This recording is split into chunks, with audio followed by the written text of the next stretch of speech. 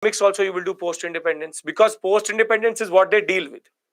My emphasis and my understanding is to give you a skeleton in which you can place these things, So in question, some question, how to answer 18th, 19th century. Any, just know one thing. Please understand this very simply. When it is 1700, it is 18th century. When it is 19th century, it means 1800. Whatever is the number in the front, the century is always one forward. So we are in 21st century, though we are in 2023. If you are able to understand this, you will easily be able to understand the time period of the question. So if it says now listen to me, it says mid 20th century. What year is it saying? Because Sai Dinesh, we have to actually start somewhere. Mid 20th century. Very good. Mid 20th century would be 1950. So if I had to give you the time period of the British, 18th century to 20th century, 2 centuries there are there. UPSC will generally ask you this way.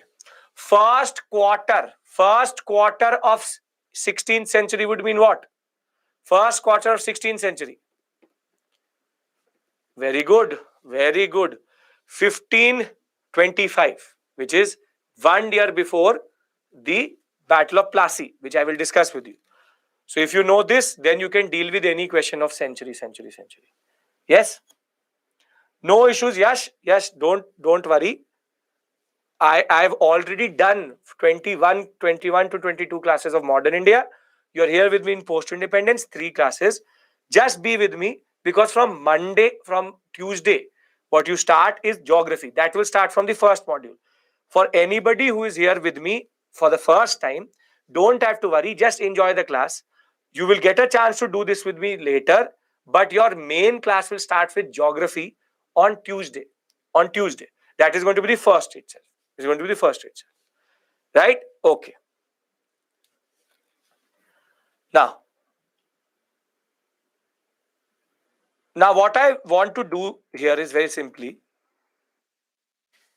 3 things.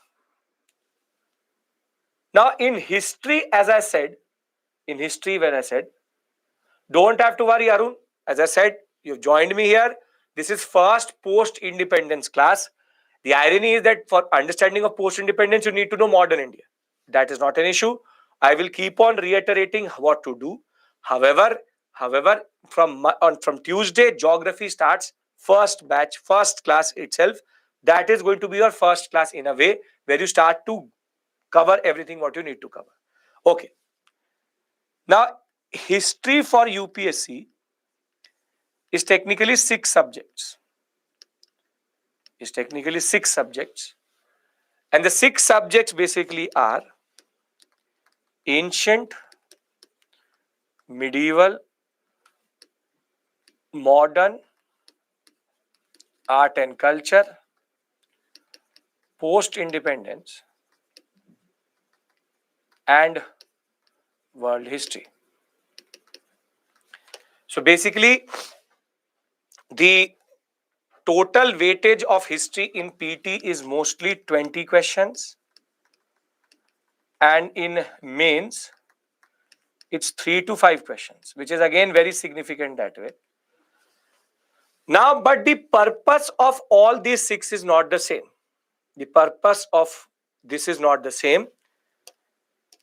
These 2 are just for prelims.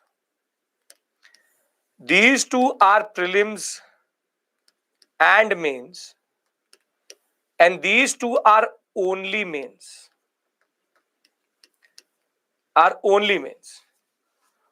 Now, what do I mean by this? What I mean by this is that ancient medieval, there will be no subjectivity or subjective question. So when I teach you ancient and medieval, our emphasis is going to be a little bit different, which is I will teach you with an orientation, 7 and 7 modules, when I will teach you that with regards to how the ancient and medieval whole structure, it's not factual, though it's, Abhishek, not factual. Our answer writing aspect is not there. So for example, when there is always an aspect of mains, conceptual clarity should be maybe here. And with ancient medieval, I can keep it a little bit here, but factual knowledge has to be here. On a mains oriented subject, factual can be a little bit lower. Modern and art and culture are considered the most important because both come in prelims and mains both. Modern, you will get at least 5 to 10 questions, and art and culture, again, you will get at least 5 to 10 questions. Together with ancient medieval, there can be 20 to 25 questions.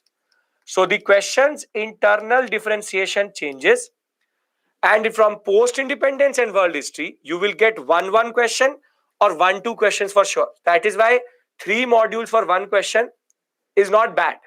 Is not bad. And I will do world history with you because world history is important to understand modern India and IR, and that is going to be the purpose there, where we will cross that bridge when we'll cross that. So you will technically meet me thrice. You'll meet me once for ancient medieval art and culture, then you will meet me for modern India, and then you'll meet me for what is called world history. So right now we are doing the modern plus post independence set. Now, if a topic is only mains, what should be our emphasis? Abhinav, don't just look at 2022. Look at other years also. What should be our emphasis?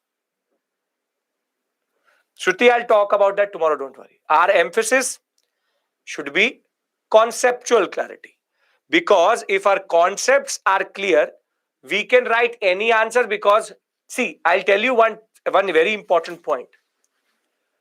And this is a secret between you and me, that mains answers, if you know the trick, are not difficult. Because 200 to 250 words is very less words. So you technically have to show to the examiner that you know the topic, but you don't have to go into details.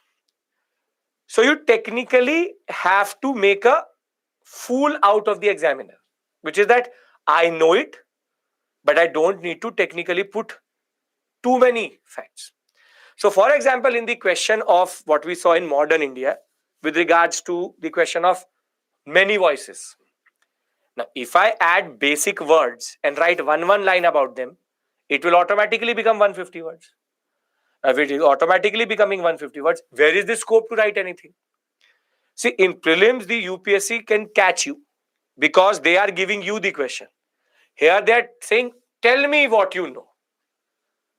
So here what matters is conceptual clarity. I know what it is, so I can then just construct an answer. It's about constructing an answer. Because what students do is overthink about mains. What they do is that I have to write facts, I have to write facts. You will never have the scope to write facts. What you will technically have is I've taught you how to think like a Britisher, be a Britisher. Just give them deceit. It's about deceitness. Can you technically show to the examiner that you know the topic also, but you don't have to go into detail also? And this is the main thing you need to understand. Now, when we start post-independence, now one thing which goes out of the picture and out of the window itself is that we technically don't need to worry about facts. What really matters is how to understand. If you understand a topic, you will never forget it. And that is the purpose here. So the purpose of post-independence is clear. Why are we here? We are here because we have to understand. I'll tell you what is the book. Don't worry. Why are we here? The first and foremost point should be clear. Are we clear that post-independence is only for mains? Therefore, what our emphasis is going to be is concepts. Yes? Great. Now, what are we going to cover? We are going to cover today, this is module 1, this is module 2, and this is module 3. Module 1 is the challenges which India had as a nation as of 1947. the colonial legacy, the challenges, partition, and the biggest issue which the British gave us, which is integration of princely states. Second, tomorrow we will discuss language issue, linguistic, only 3 modules. Language issue, linguistic reorganization, and regional inequality. And on Monday, we will have our last class, which is, I will be discussing with you our foreign policy, the general way Indian politics went from Congress domination to coalition to emergency, just a basic overview of what is happening. And last but not the least, we will discuss all the wars. But I will tell you one more thing. Which is that there are only 3 type of questions which can be asked. Yes, Priyanka. There are only 3 type of questions which can be asked. And I will tell you the 3 type of questions which is going to come. In this whole story, the first question mostly comes from here. The second question comes from here. The third type of question comes from here. And the basic, these 3 modules in that sense are basically, these 3 topics in themselves are basically what comes in the examination. This is it. That is it. If you look at any of the questions which I will show you on Monday, only these 3 modules have been asked, only these 3 basic topics. Other than that, UPSC generally does not touch anything else because it is either too messy or too much or cannot be written within 250 words. So the basic point of the matter is, this is how we go about it. Tomorrow, as I said, Saturday 7 to 10:30 a.m. because we lost time in the first class because of a technical glitch. We are making that up tomorrow. 7 in the morning till 10:30 a.m. we have a class of post-independence.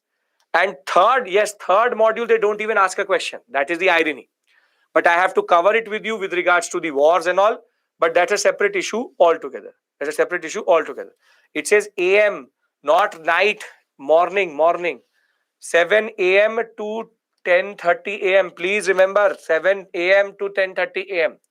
Not in the night. So, no, you don't have to change anything. Bhuna, you can actually see it within your own dashboard. It will say in your own class schedule, it will show a class tomorrow. Okay. Now, what do you need to read? Now, there is this 12th class political science NCERT called Politics in India Since Independence. This book is actually quite good. A lot of students buy that Bipin Chandra India After Independence. But the problem with that book is it is this thick. I will bring it in class. It's this thick. And out of that, only 50-60 pages are relevant.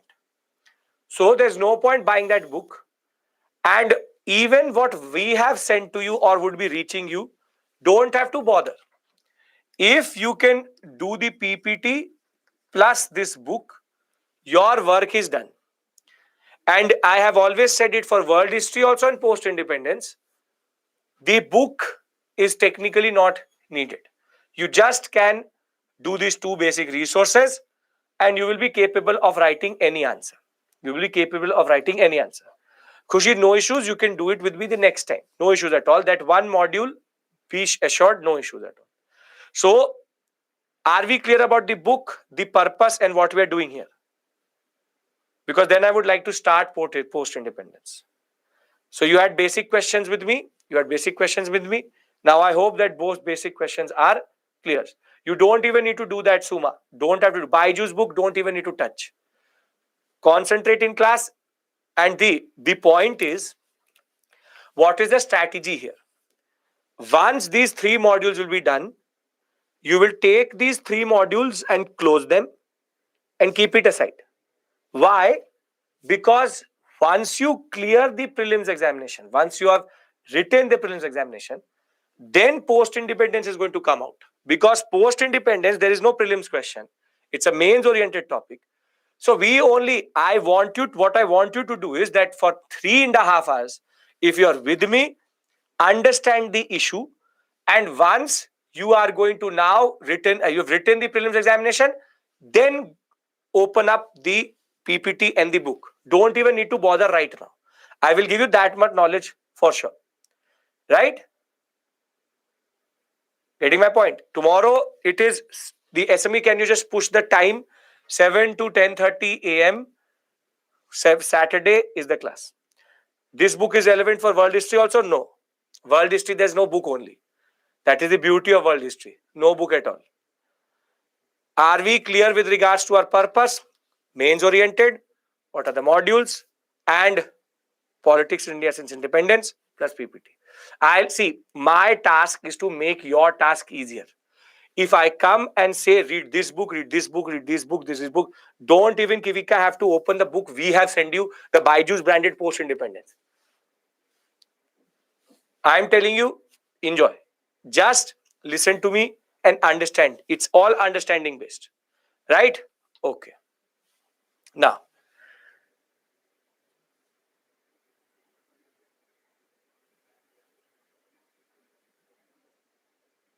Pritam, I'm not getting your question. I'm not getting a question. You've written the same thing 2 times.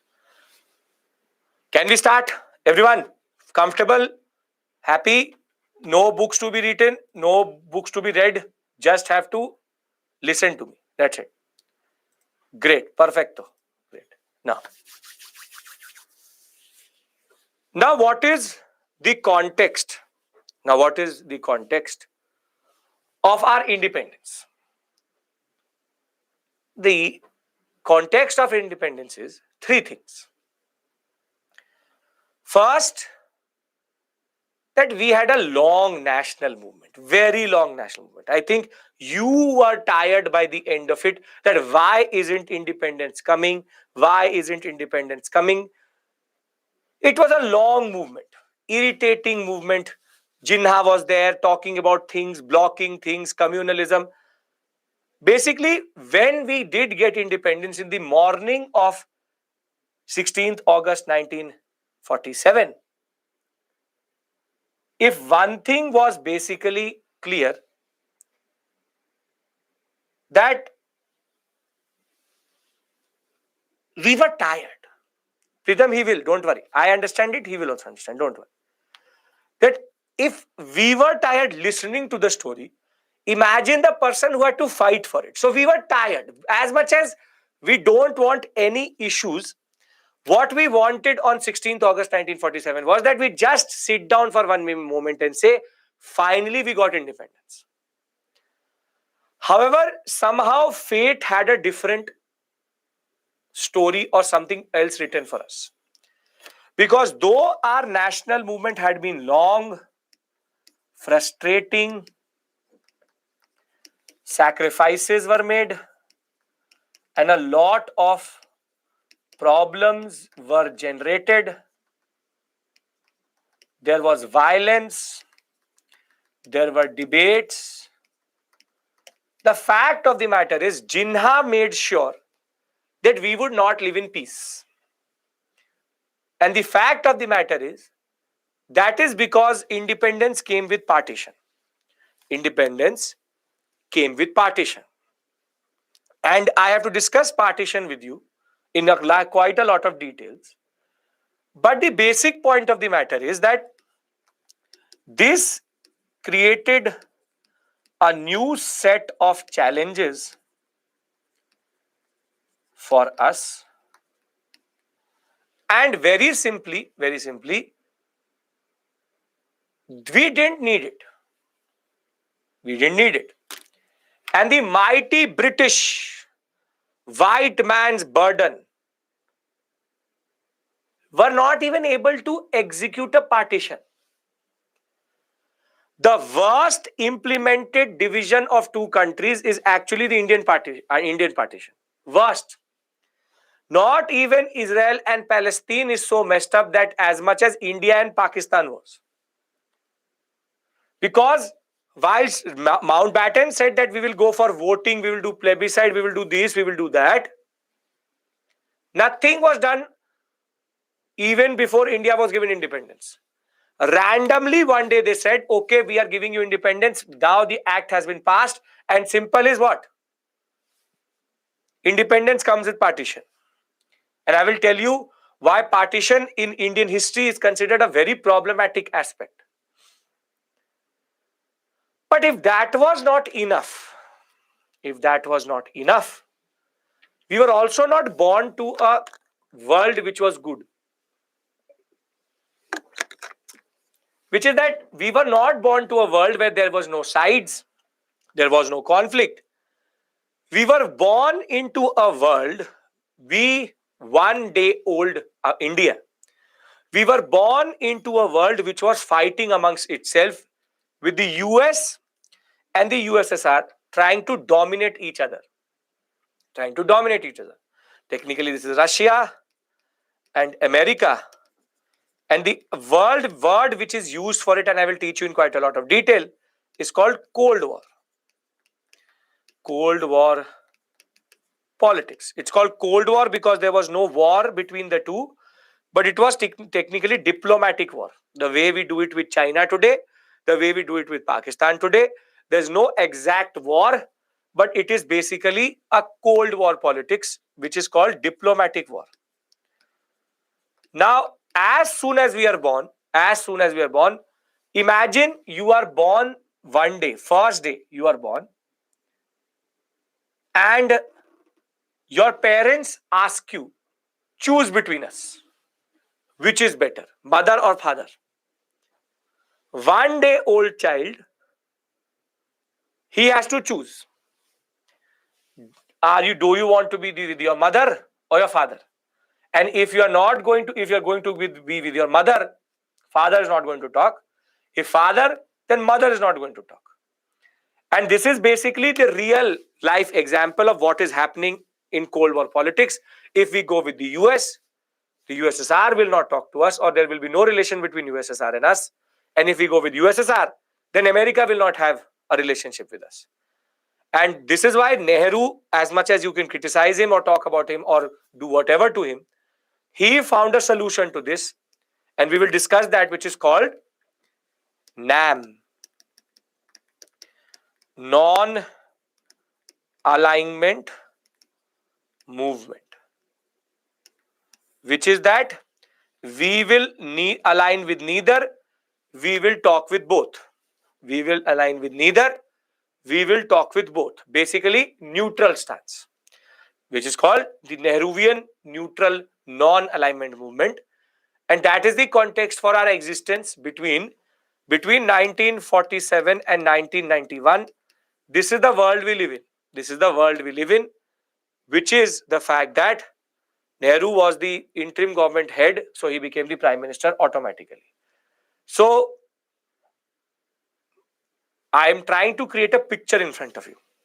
The picture is India has been born, 1 day old, frustrated, and into a world which is divided. Now, if you understand the context, I would like to discuss the first challenge itself, which is the partition. Can I discuss partition with you? Okay, now, very good. So you understand the picture. Try to understand it. Picture, you can imagine it. Now, India, we know that this was Jinnah's conception of Pakistan.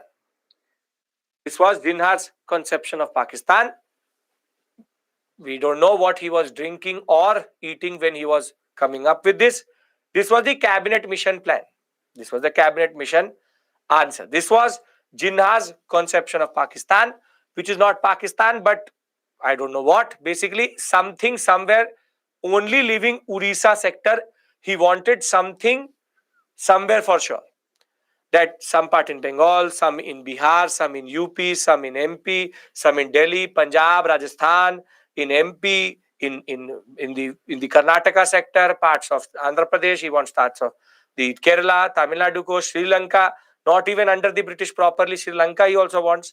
He wants, if he had the chance, he would add Burma also to this.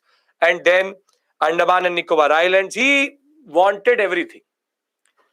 So it's a child who's technically given a coloring book and he just started to color with green color wherever he could. That's the basic point.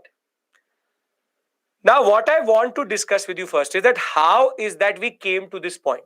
And we've already discussed it, but I want to again reiterate this point. And the reiteration of this point is very simple, that in 1936, in 1906, Muslim League is formed. Muslim League is formed. Now, no, Muhammad, no. Now, Muslim League is formed in 1906. For 30 years, it did a drama. We represent the Muslims. We represent the Muslims. The Muslims supports the Muslim League. We represent the Muslims. Then comes the first election after 1935 Government of India Act, and he gets 3% votes of Muslims. Now, till this point, communalism in India was nascent stage, infant stage, which is that it was not inevitable in 1936 that India would get divided. It was not inevitable that India would get divided, but it was the humiliation of 1936 which technically made Jinnah literally go mad. Because what Jinnah now got to know very simply was that in India, he would never dominate. In India, he would never even get the post of agriculture minister. And the simple point of the matter is, he is more or less handicapped in front of the INC. The conclusion was not that Muslims will never get justice in India. It was that Muslim League was not going to ever get justice. And that is why when in 1939, the war cabinet is created, it is here that Jinnah creates a relationship with Linlithgow, Viceroy Linlithgow.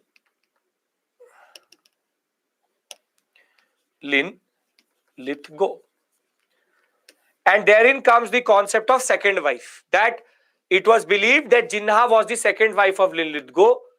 That basically Linlithgow needed a solution to the INC. And because the INC did not join the war cabinet over the issue of concessions, what Nehru had said, now every day Linlithgow and Jinnah used to meet. Okay, you also hate INC, I also hate INC. Let's talk about it over tea. Okay, you also love Darjeeling, I also love Darjeeling. Have you been to Bombay? I will tell you where to go. Proper. It was believed that at one point of time, Linlithgow was only seen with Jinnah only seen with Jinnah, which is that 1939 war cabinet is where INC lost a plot. INC lost a plot which is to give Linlithgow and Jinnah some alone time. And here Linlithgow realizes that though this person is useless, I can use him well.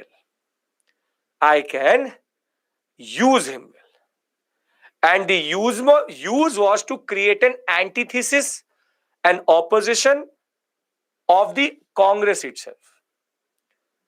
And it is between this 1939 and 1945 period that Muslim League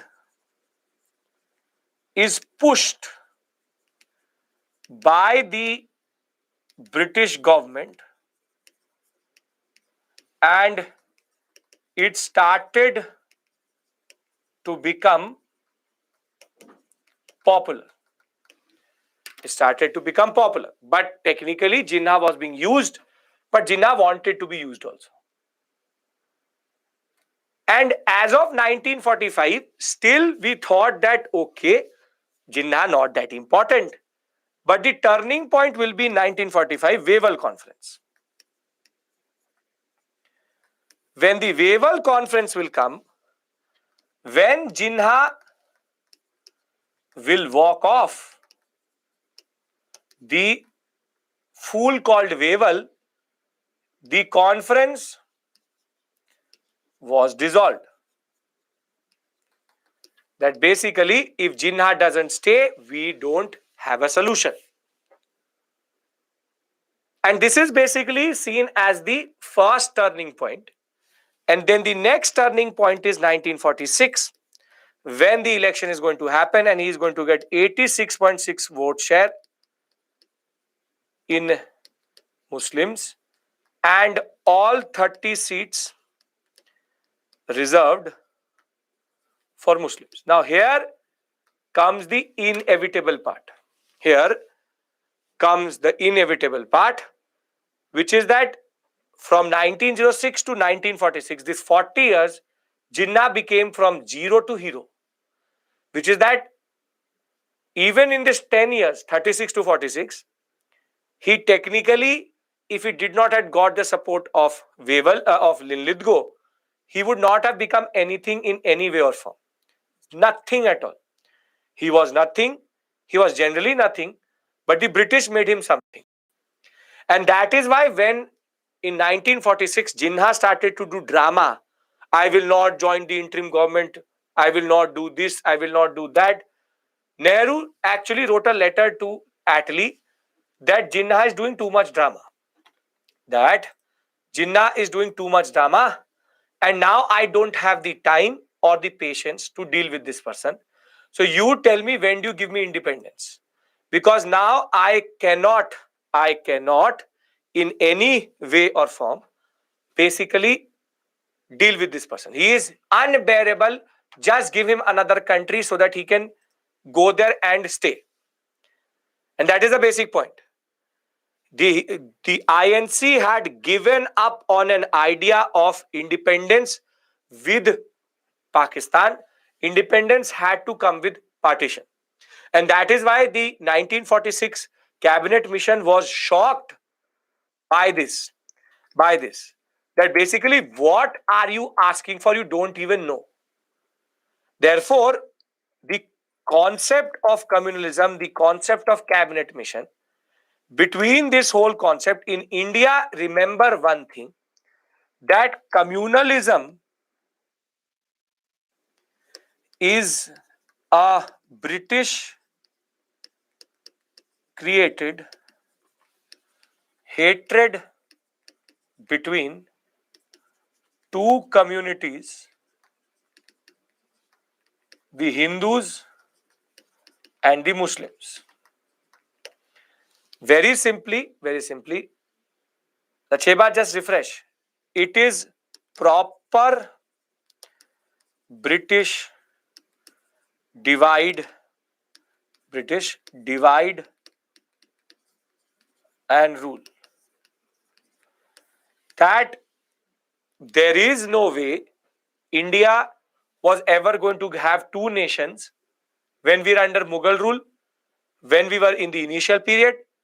It is all British created. It is an engineered concept in India. So I hope that you realize why we got partitioned under Mountbatten Plan, because we had no other option.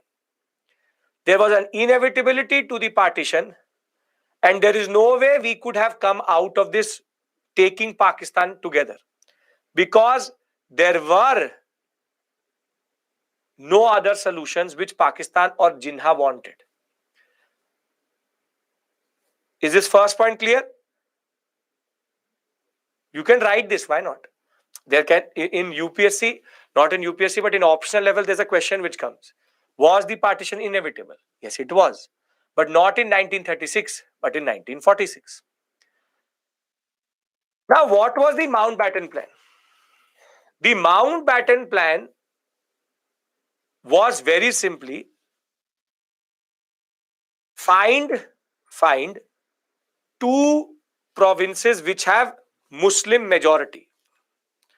So West Punjab had 15 million people total and 11 million were Muslims. Basically 1.5 crore was the population, and 1.1 crore were Muslim. On the other hand, East Bengal, there were 39 or 3 crore people, 39.10 million, and 2.7 million or 2.7 crore were Muslims and rest are non-Muslims. And this is the reason why Radcliffe Line or the division of Pakistan was technically done in these two provinces, West Punjab and East Bengal. And the 3rd June plan, which was appointed along with the Indian Independence Act, technically that was what the Radcliffe Line was about. So it was decided that this Sir Cyril Radcliffe, a jurist, a judge, is going to come to India and he will technically divide these two provinces. Now, do you want to know the irony of this story? Do you want to know the irony of this story? Yes. The irony of this story is actually that two provinces which they chose technically did not have Muslim vote bank in a way. Because in West Punjab, in this sector, there were two different parties which actually reigned. In West Punjab, it was actually Khizr Hayat Khan and his Unionist party, which was actually in majority. And in East Bengal, there was a person called Fazl ul Haq and his Krishak Praja party, the KPP it was called. They were in majority. And can you tell me what is common to these two, Fazlul Haq and Khizr Hayat Khan?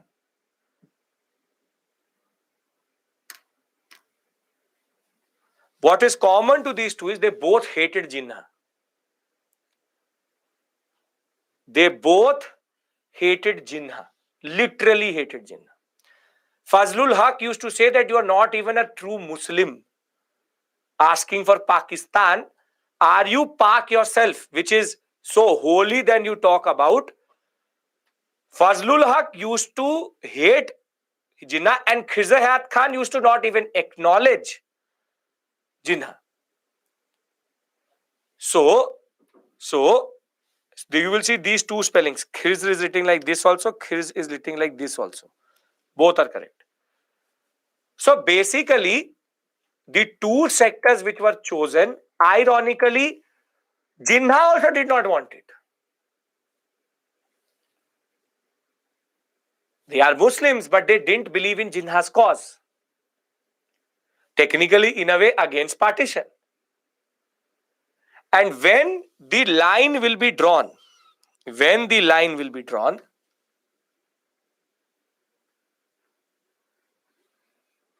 this is the first part of the Radcliffe Line, and this is the second part of the Radcliffe Line.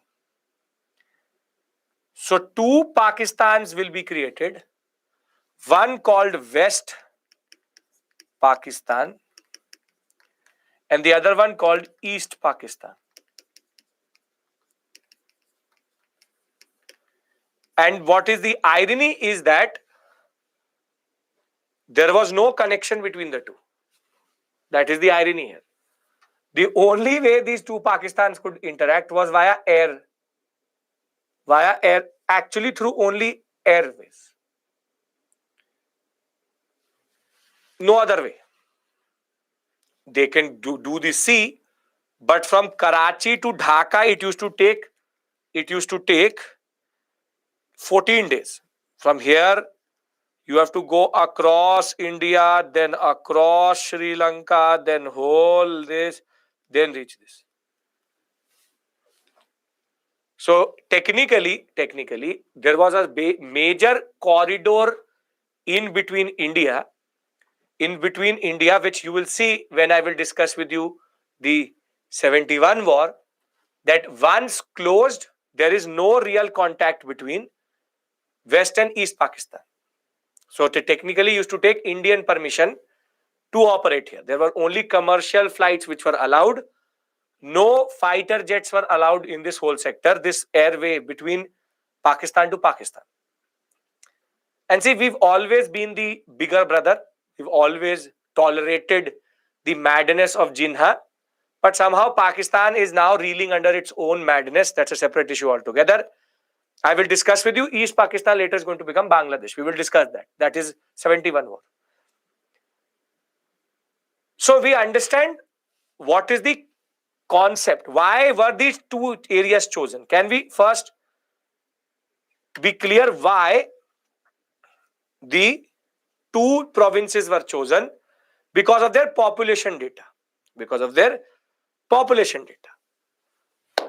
But now for India, partition created one of the biggest humanitarian crises in the world.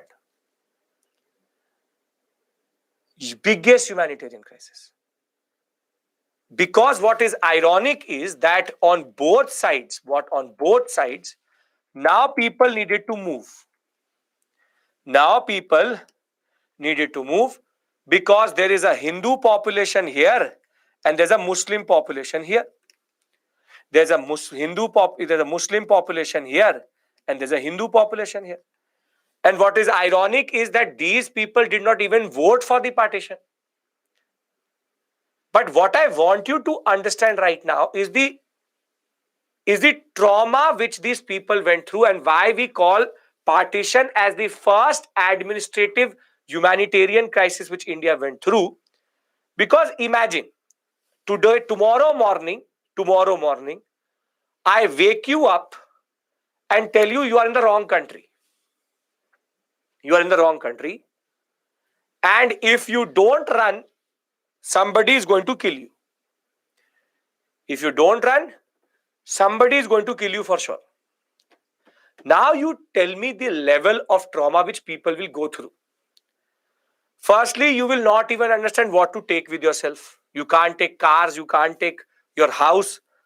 Maximum, you will take your phone, your parents, and just start to move. This was what happened to the Punjabi and the Bengali community on the morning of 16th August 1947. They were in the wrong country immediately. And the British could have actually created certain machinery to actually give these people time to move, but no administrative setup, no concept, no warning, nothing. Just that the British were in a hurry to leave India and they technically wanted to destabilize India. And India does not have an option. So now the Muslim who did not vote to be in Pakistan has to go to Pakistan. And the Punjabi who did not vote to be in Pakistan now has to go into India. And what happened is that there were on both sides, not on one side, but on both sides, people having anger. So the Punjabis were now getting slaughtered and killed on the other side. And on the other side, in Indian side, Muslims were getting slaughtered. And what we see are these images. Images of people just holding the railway track and going towards India either way. They had nowhere to go and they were just going towards Delhi. They knew that somewhere in Delhi they will get something. Somewhere in Delhi something is going to happen. Half of the people did not have anything to transport. If trains were being used, this was the way trains were being used. People were sitting on the trains, in the trains, on the engine to somehow reach India. And there were instances when the train left, everybody was alive. But before it crossed the border, the anti-social elements, Punjabis, Muslims, both used to literally kill everybody in the train. So when the trains used to actually come to Delhi, everybody was dead. Everybody was dead. Women suffered the most. This is the level of hatred which had developed because of Jinnah's politics. People said, this is not your nation, leave it or be killed. You're asking me why killing? Because you're innocent. Your innocence is asking me why kill. But why they were being killed is because British had created so much hatred that communal riots and riots had become a standard feature. People were now trying to send a message that you are in the wrong nation. Women were raped, were killed, abducted. There are multiple movies from Garam Hawa to even random movies such as Gadar, which try to show you this much level of violence. A very good movie for this is going to be Bhag Milkha Bhag. If you've seen Bhag Milkha Bhag, the first 1 hour of that movie, first 45 minutes of that movie deals with that level of violence, wherein families lost generations. 14 people in family and 2 reached back. 2 reached back or 2 reached Delhi. There would be for sure somebody in this class itself who would be from this community, and their grandparents will tell them stories of partition. Partition, Bhag Milkha Bhag. And the irony of the story is that when Delhi and all of India was dancing, there was one community which was running. So for one community, independence meant freedom. But for some, independence meant displacement.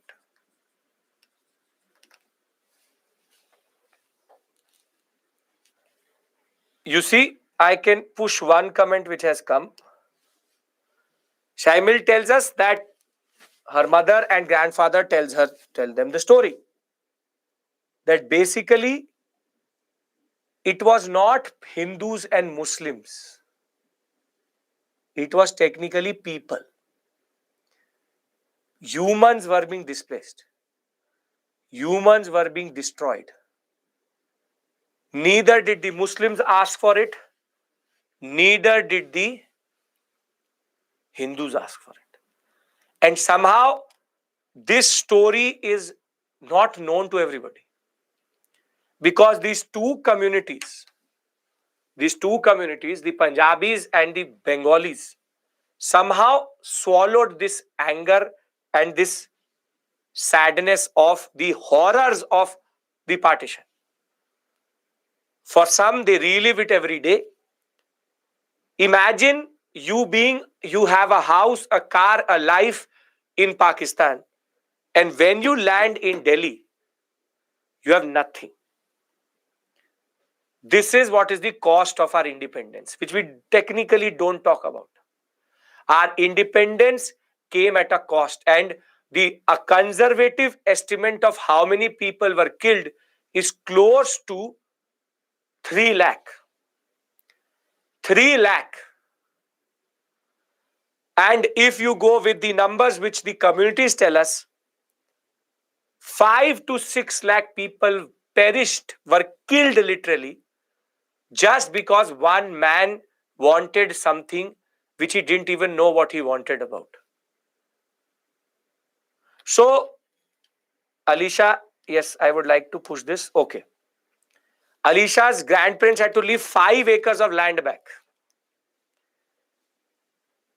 And very simply, this was not just in Punjab, in other parts of India also, this rhetoric was created that you are in the wrong country.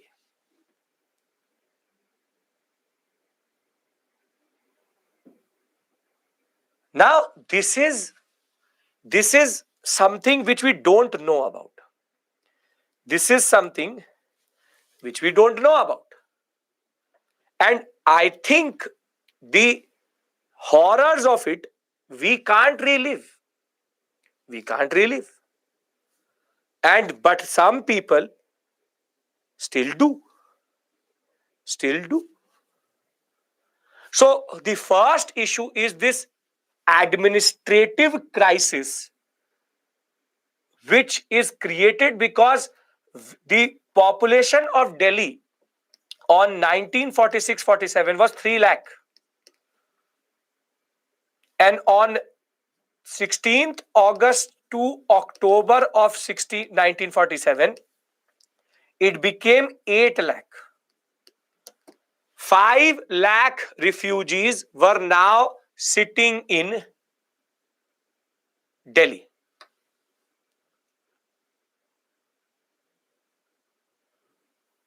Five lakh.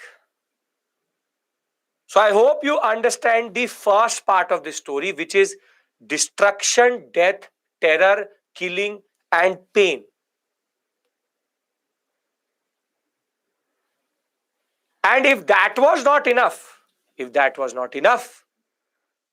when these people reached Delhi, Delhi has no capacity to keep them. So from a humanitarian crisis, it becomes a refugee crisis. And what I'm trying to tell you here is that our freedom is not free. We are born as an Indian citizen, but our freedom came at a cost. This is the challenge which our Constituent Assembly had. When our constitution was technically being written, this was the context. Imagine how good a constitution we produced, that India was in a pathetic, horrible situation, and people were sitting in the parliament and writing a constitution, knowing that there are people who are technically dying in the cold and heat of Delhi in the Humayun's tomb. This is the Humayun's tomb. They had no other option. And if you've ever been to any of the Mughal monuments, you would have seen that there are chalk huts. There are basic door panels which are put into the tombs. Have you ever noticed that? If you've ever been to a Mughal monument in Delhi or anywhere, you would see chalk huts. You'd think that the Mughals used it. No. All those doors were installed during the partition period. Yashovarman, yes, the inverted lotus and the Star of David, that is the giveaway that it's Humayun's tomb. And if this was not enough, Delhi has both very, very, very cold temperature. Delhi has very, very hot temperature. Water used to become a door panel. The chalk hut is a door panel. Water used to become a major problem. The people who somehow survived this then either died of the cold or because of cholera and dysentery. This is the image of India. This is India in 1947, October. And then you criticize our fathers of nations that they were not able to bring out a constitution which is representative of everybody. It's not a joke. Indian independence is not a joke. And what we saw after it is also not a joke. So what I'm trying to tell you right now is the first challenge which India faced, which is basically the partition, the administrative and the humanitarian crisis. I'm trying to make you feel about that, because somehow we don't feel our independence. But in this moment, sitting at 6:24 on 3rd 2023, You should feel the pain which everybody felt at the moment of independence, because independence for everybody did not mean independence. Our freedom came at a cost. Communities live with that knowledge and fear. And there are multiple stories, numerous stories about the partition. And now India had to deal with it. Now India had to deal with it. But the irony of this line, the irony of this line is that even Radcliffe did not know what he did. Even Radcliffe did not know what he did. Because when we talk about the Radcliffe line, this is called the Radcliffe line. Radcliffe line. The Radcliffe line, basically, he had no knowledge of India. He had never been to these parts. He was using maps which were outdated. The census which he was using was 1941 census. It had already been 6 years. And if there was anything with regards to any dispute, only 6 weeks were given, and it used to take 1 week to come from Lahore to Delhi. And basically, neither Mountbatten or neither Radcliffe technically had nothing to do or had no understanding of the reality which was on the ground.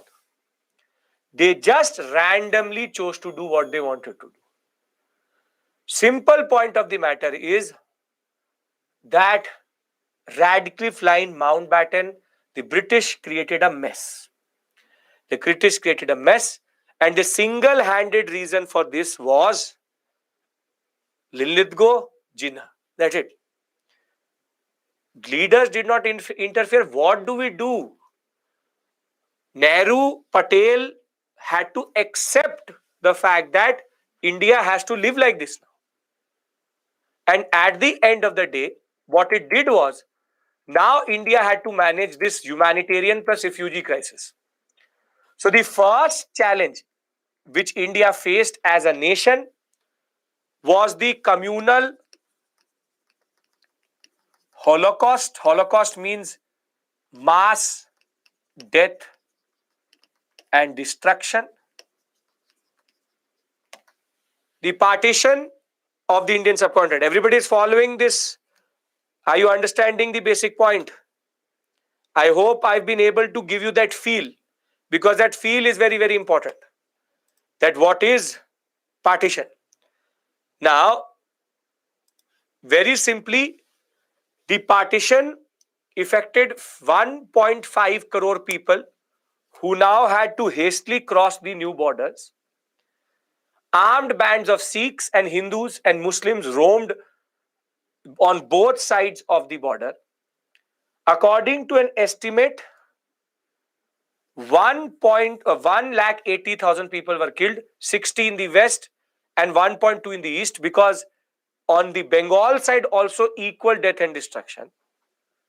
And between August 1947 and October, 3.25 lakh refugees migrated to Delhi, and Delhi was not ready for it. This estimate is conservative. The rough estimate is close to 5 lakhs. This is a conservative estimate. And we technically till today don't even know what happened to the people.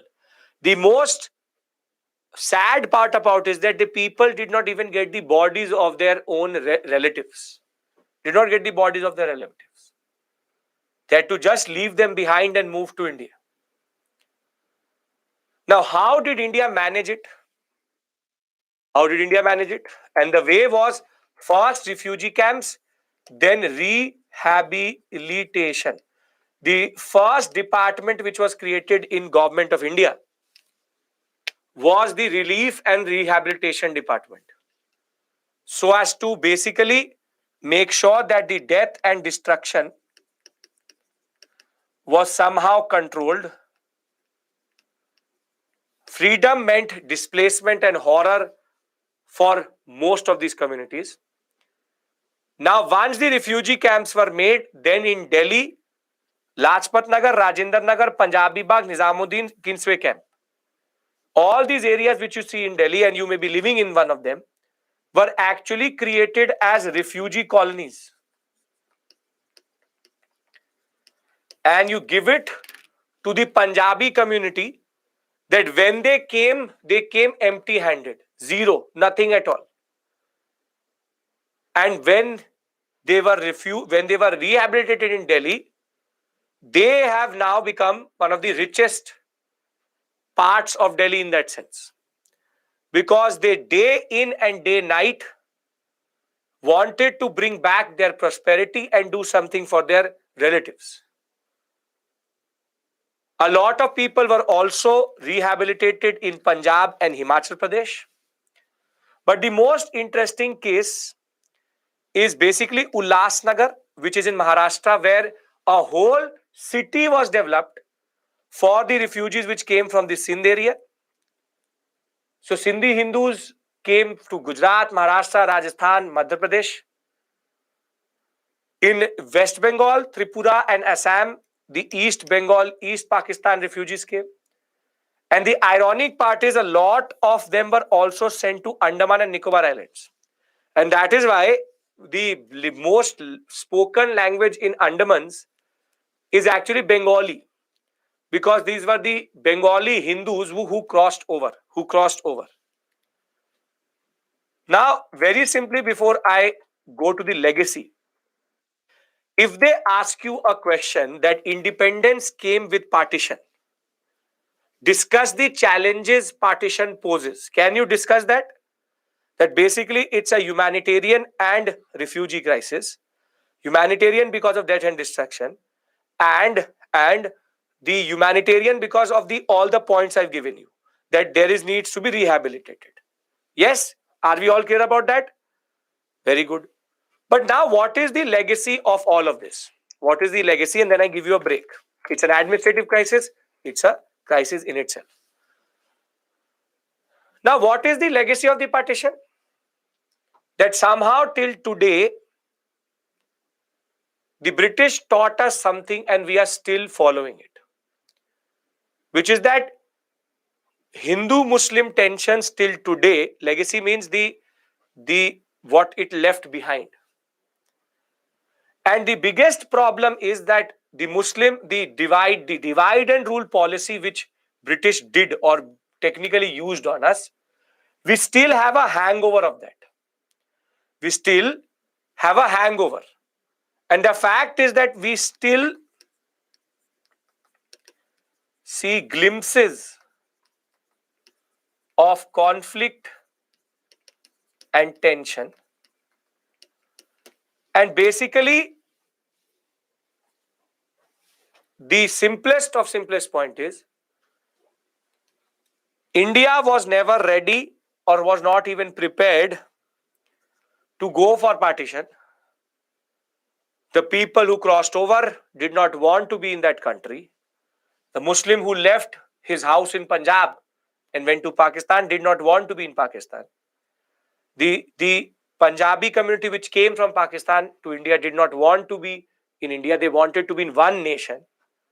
But unfortunately, the power politics and the greed of one person destroyed the dream of people.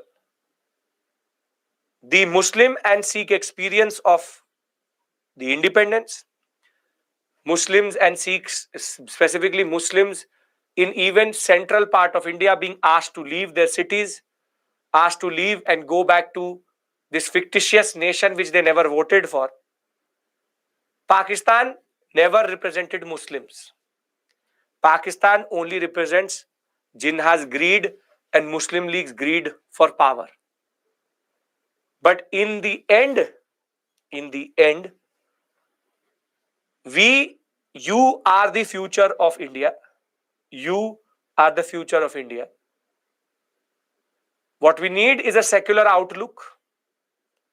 What we need is a moment of understanding that basically this question that whose nation it is the nation of an Indian. And an Indian does not have a race, a caste, a religion. Public does not have that. When you will become, and you will become an IAS officer, you will become a public servant. And the public does not have Hindu, Muslim, upper caste, lower caste, male, female, or anything. Public has no face, public has no gender, public has no religion. We live and abide by the Indian Constitution. And your religion, as a UPSC aspirant, as an aspirant who wants to lead India, your religion, your caste, your gender is the Constitution of India. Whatever our Constitution embodies, we embody. And we have to come and remove this hangover of independence, rather of the partition. We don't have to be caught up in British-centric politics. We, the younger generation, have a responsibility to at least go one step forward than what British taught us. The simple point is, on both sides of the border, it is people. But for some, it is power politics. And that is the problematic aspect here. And therein comes the last point of this point, with that somehow the British left us with a problematic neighbor who has nothing to do. Pakistan, we used to believe that was in a crisis. Now we know it is in a crisis. Pakistan has literally destroyed its arm, it's destroyed its whole economy. A nation based on one man's politics and on just doing sectarian politics was never going to go anywhere. They only want one thing, which they will never have and is already a part of India, Kashmir. And just talking about this Kashmir, they have destroyed their own economy. Kashmir has been, will be, and always be a part of India. And the basic point of the matter is their obsession, this basic small level politics which they do. Now they were for a very long time part of the, what we call as the grey list of the FATF, which that nobody was ready to give them credit. Today, Pakistan has taken close to $86 billion as debt from China, and it does not have the capacity to give it back. What Pakistan is now an example of how, if people are not nurtured on their talent but only religion, that is what happens. Done? Can we close this topic? And then we'll talk about the other two challenges when we come back. Make sense, everyone? Yes? So you can see now we are not going into facts. What I want to give you right now is understanding. So our orientation is totally different in post-independence. We have to understand the larger issues here rather than the small politics. Right. So it is 6:38.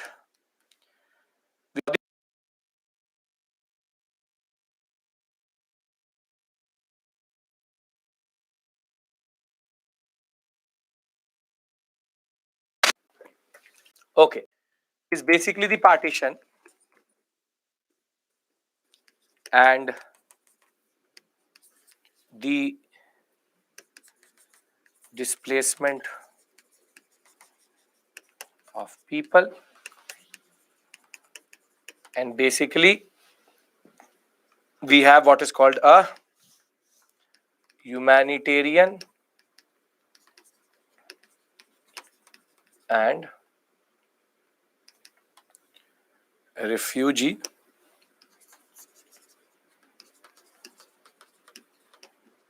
crisis.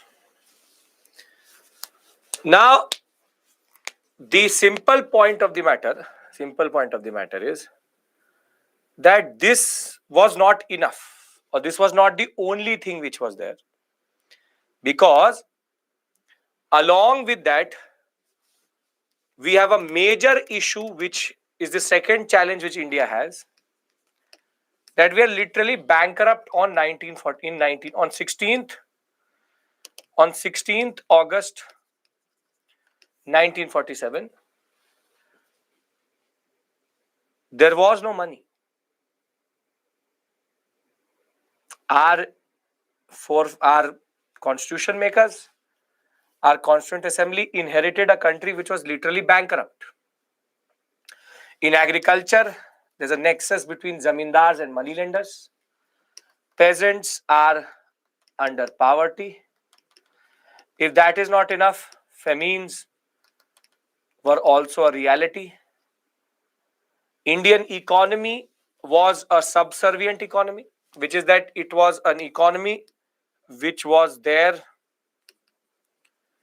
to serve the British. And now we become an independent country. The only thing which the British left us on 16th August 1947 is a drained out economy and poverty. The Prime Minister is Nehru and the Deputy Prime Minister and Home Minister is Sardar Vallabhbhai Patel. Now this has no real meaning. Basically, if you look at the net saving, 2.75% of the national income had been saved between 1914 and 1946. 2.75%. If the national income was 100 rupees, we saved only 2.2 rupees 75 paisa. 98% was technically gone to the British. So when we were writing our constitution, we were literally bankrupted. And this is the second major challenge which India has, that basically we don't have the capacity to even have an economy which is, we are not an industrial economy. 80% of our population was in agriculture, and the output of agriculture was only 7 to 8%. Only 7 to 8%. That this economic crisis had taken a toll. So if it was not for administrative and humanitarian issues, we also have in this whole concept an economic crisis. So if you actually look at it, the British technically left us to be dead. That we as a nation would never survive. We as a nation would never have a chance to be what we are today. And basically economic crisis because of drain, because of poverty, because of the problems of economic structure, no to zero industries. We did not have the capacity to basically support ourselves as of 1947, 16th August. And that is the irony here. That if it was not for an administrative crisis, we don't have the money to actually even rehabilitate these refugees. But we did persist, we did manage, and we did come out of this crisis. But if that was not enough, the third challenge which India faced was the legacy of colonial rule, which is that ICS, the Indian Civil Service, did not know how to rule through democracy. They did not know. They had been a tool in the hand of the British to exploit. The police only knew repression. The education system was geared for the indoctrination of British politics and greatness. And if that was not enough, I already showed you that the judicial system was just a joke. The rule of law was not even true for India. So if there's an economic crisis, there's a problem, our institutions are also colonial. Our institution is also colonial. They are Indian, but they don't know how to rule democracy. You need to understand this. Between 1947 and 49, till the constitution is written, the whole structure is Government of India Act 1935. And Government of India Act 1935 concentrates all power in only one person, which is Governor General. And the ICS, the whole institutions, the whole sector is made in such a way that basically it is only there for the British to rule. You need to understand this. When a renter leaves the house, he leaves his imprint on it. He leaves his imprint on it. The lights, the fan, the furniture was not for democracy. Was not for democracy. It was literally for rule, brutal, violence-based rule, which meant that we had to now restructure everything. And this is not something which makes sense, because the education system only talks about British Western power, British Western greatness. The education system is not there to talk about Indian culture. It's not there to bind India but divide India. The simple point of the matter is, if I add the third point here, the institutions which survived the independence were never made for democracy. And you now need restructuring of basic institutions. And that is a time-consuming task. So before I go to the next, which is consolidation, you need to keep three things in your mind. First, the partition is happening in the background. Humanitarian and refugee crisis, economic backwardness and crisis, and institutions are not geared for people's rule or democracy. So if they ask you the challenges of the nation or the challenges in front of the nation as soon as it got independence, will you be able to write about these 3 points? You will be?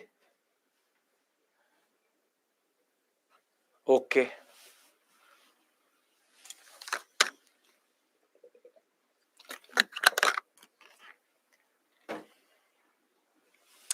You can say collapsed economy, destroyed economy, whatever economy you want to call it.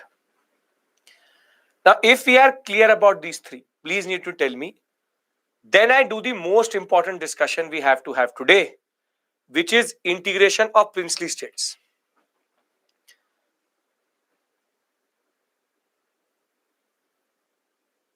The establishment of democracy is basically a challenge in itself. That establishing democratic rule, in a way, basically, this is the implied point. Establishing democratic rule is challenging. If this is clear, then I talk about a concept which is called paramountcy. As I told you, I will do it with you. Can we discuss about paramountcy?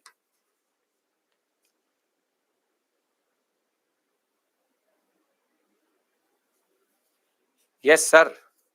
Come on. Yes, very good. Great.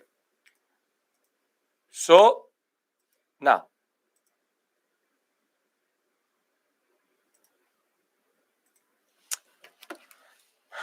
India, you all wanted to see the map of India. When India got independence, what got independence was only the yellow part. Because what you see here, and then I tell you what is the concept of paramountcy. This all area which you see here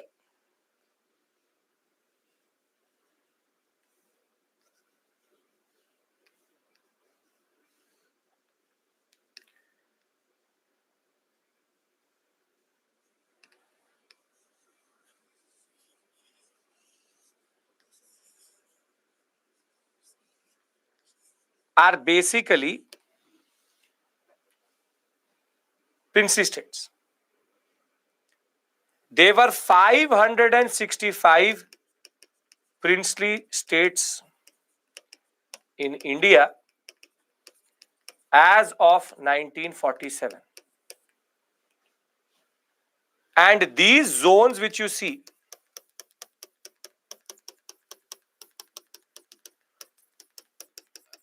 now technically have an option.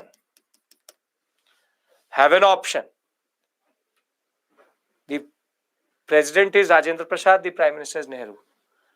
Have an option which is either be part of India or be part of Pakistan or be independent. Now I need to discuss with you where does this concept of princely state come through and why are they given the concept of leaving India or remaining as a separate country itself.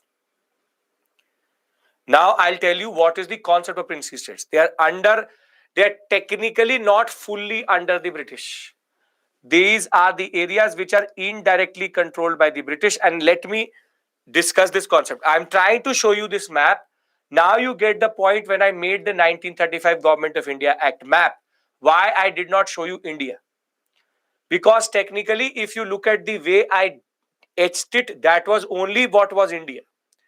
This part is technically not considered British India. These are a separate part of British India, which is called princely states. So can I discuss paramountcy with you so that I can explain to you how this whole concept develops? Yes, we can. Yes, we can. Okay. Now, what I need to discuss with you is the concept of paramountcy.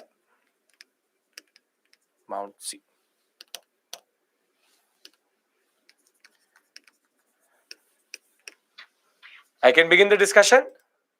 Everybody is following why I showed you that map? Yes? Perfecto. Okay. See, now the British followed two types of policies in India. When the British were expanding, They followed two types of policy. One you already know, which is direct expansion and conquest.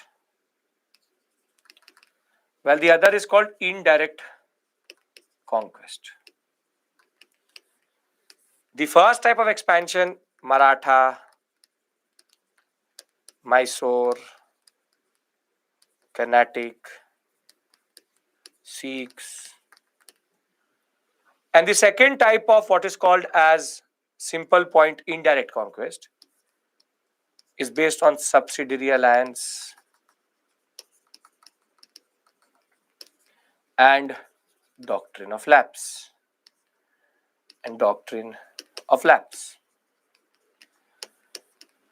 However, even after following this concept of indirect conquest, not all the different parts of India came under the British.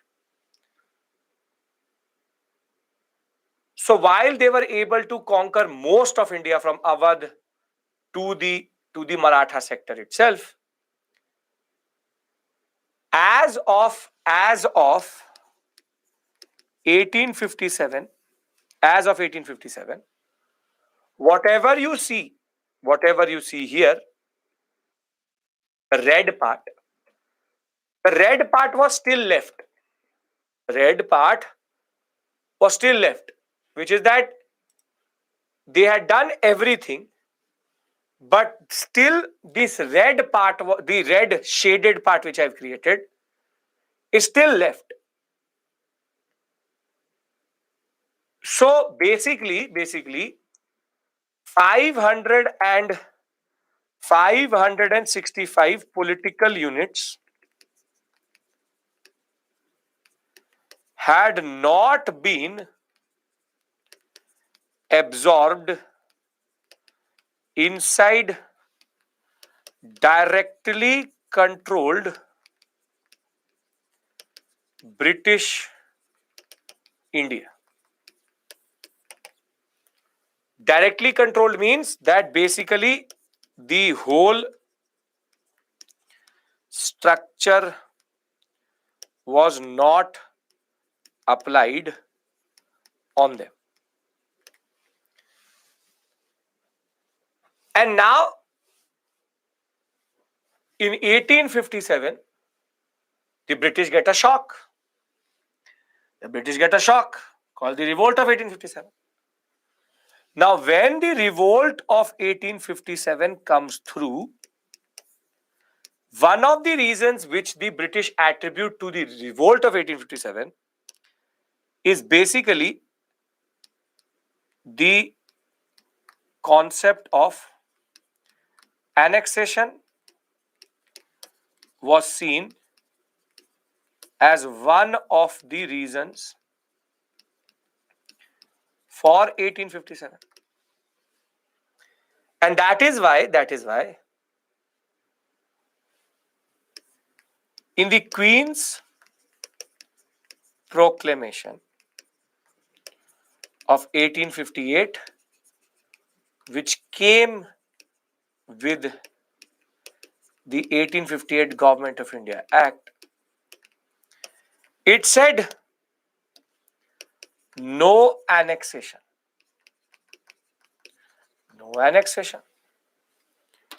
I hope you understand this sequence. We understand this sequence. We already did it. As of 1857, 565 basic units are left. But Revolt of 1857 happens and Queen says no annexation, because we believe that annexation is one of the reasons for the Revolt of 1857. But now the question is what to do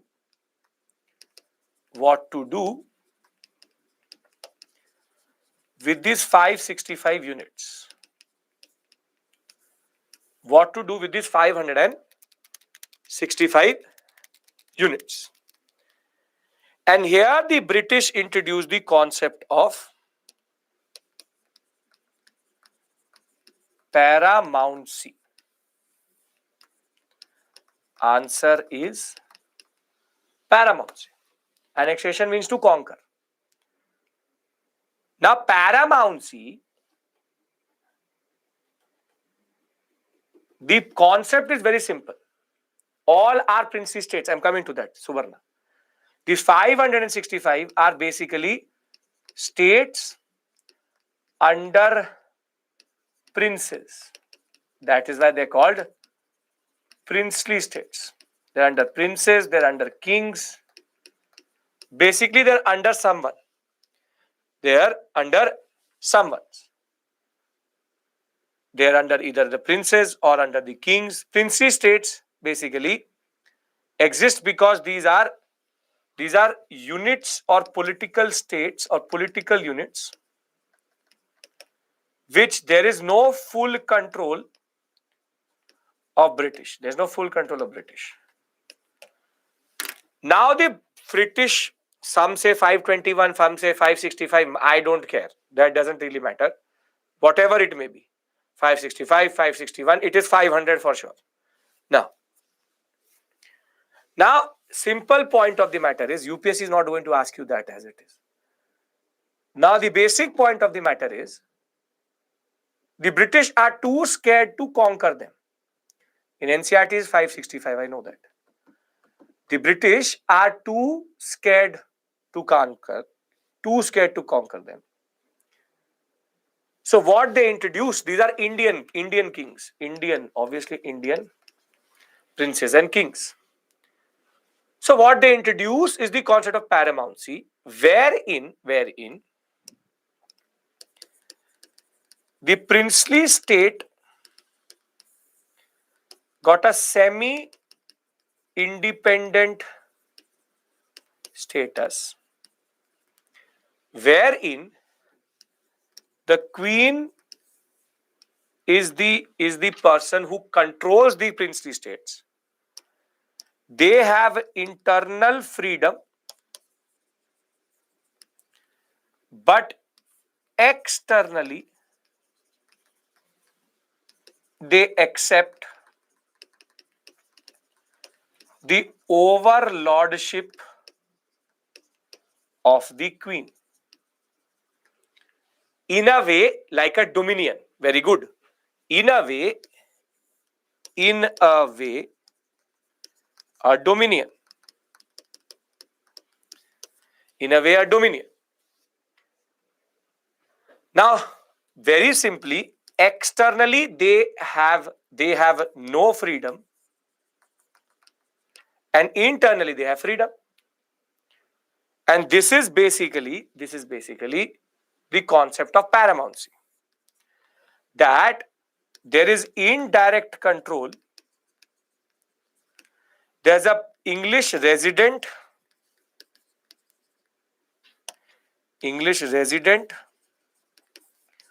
who sits in the court of the king. The king wants to go for shikar, for hunting, go.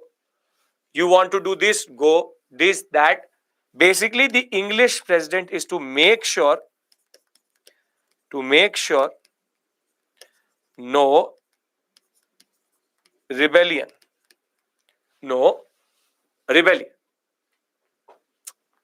And this is called the concept of, this is a system which is called as suzerainty. And I'm introducing a new concept to you. Suzerainty. There's something called sovereignty,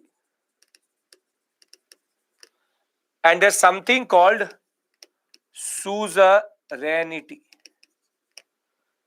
Now, can I give you an example of sovereignty and suzerainty? Very simple example. Can I give you that example? Very simple example. I'll tell you what is paramountcy. I'll tell you simple as that. You are preparing alone in Delhi for UPSC, and you have a room. This is your territory. Now, because you are alone, you control what happens within this room and also outside this room, which means that you have internal and external freedom.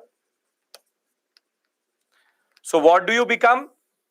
What do you become in Delhi alone preparing? What do you become? You become a sovereign. Very good. So you are a sovereign. Basically, both internal and external freedom. But now your friend is preparing with his parents. With his parents. He has a room in that house, and this friend of yours, he controls what happens within the room. So he has internal freedom.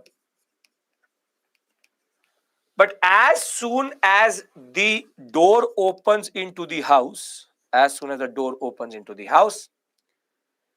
your friend A is under the overlordship of his parents. Basically, the parents dictate external relations. When will you come back? Where can you go? What can you do? When to do?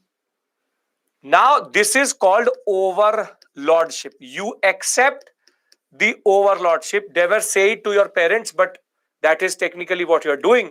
You accept the overlordship of your parents, and you have internal freedom but no external freedom.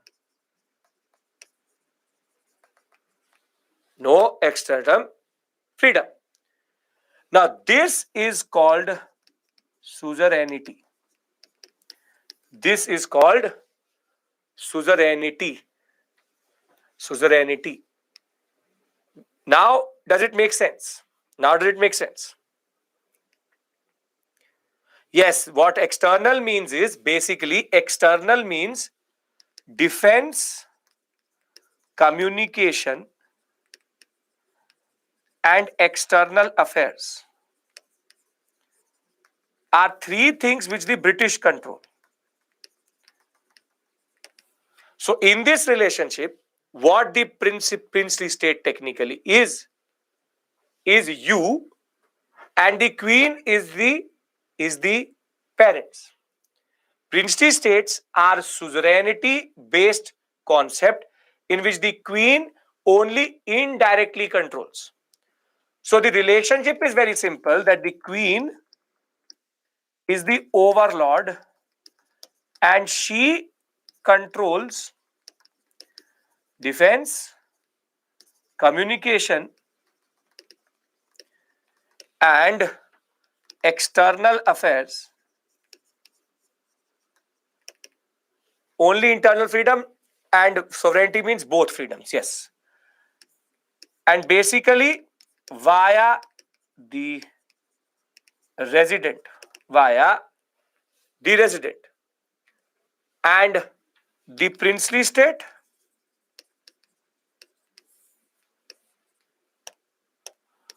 only has internal freedom, but it does not have a say in these matters and external relations. So basically, are we following this concept? Rahul, in a way, yes. Are we following this concept? Are you able to understand this? Internal freedom means that they can do anything. They want to burn the palace, burn the palace. But that palace burning should not impact the British. It's a land of princes, a land of princes, princely state, prince, king. These are the old reminiscents of the of the Mughal Empire. So basically, it's a major compromise. The compromise is that queen, no rebellion, these states are stable, no threat from them, they still think they rule and have internal political freedom. Suzerainty and dominion status is based on suzerainty only. Suzerainty is the concept on which dominion status is also based and paramountcy is also based. If they don't want under the crown, it means that the British will conquer them. If you don't accept this, see this, if you understand it, basically paramountcy is modified subsidiary alliance. If you make the subsidiary alliance formal, it becomes paramountcy. So the basic point of the matter is, what is the synonym of paramountcy? Suzerainty. What is the synonym of paramountcy? Overlordship. The taxation policy is nothing at all. They don't tax the princely states. Try to understand. The British India now becomes a basic two sets. One is directly controlled provinces, and then there are indirectly controlled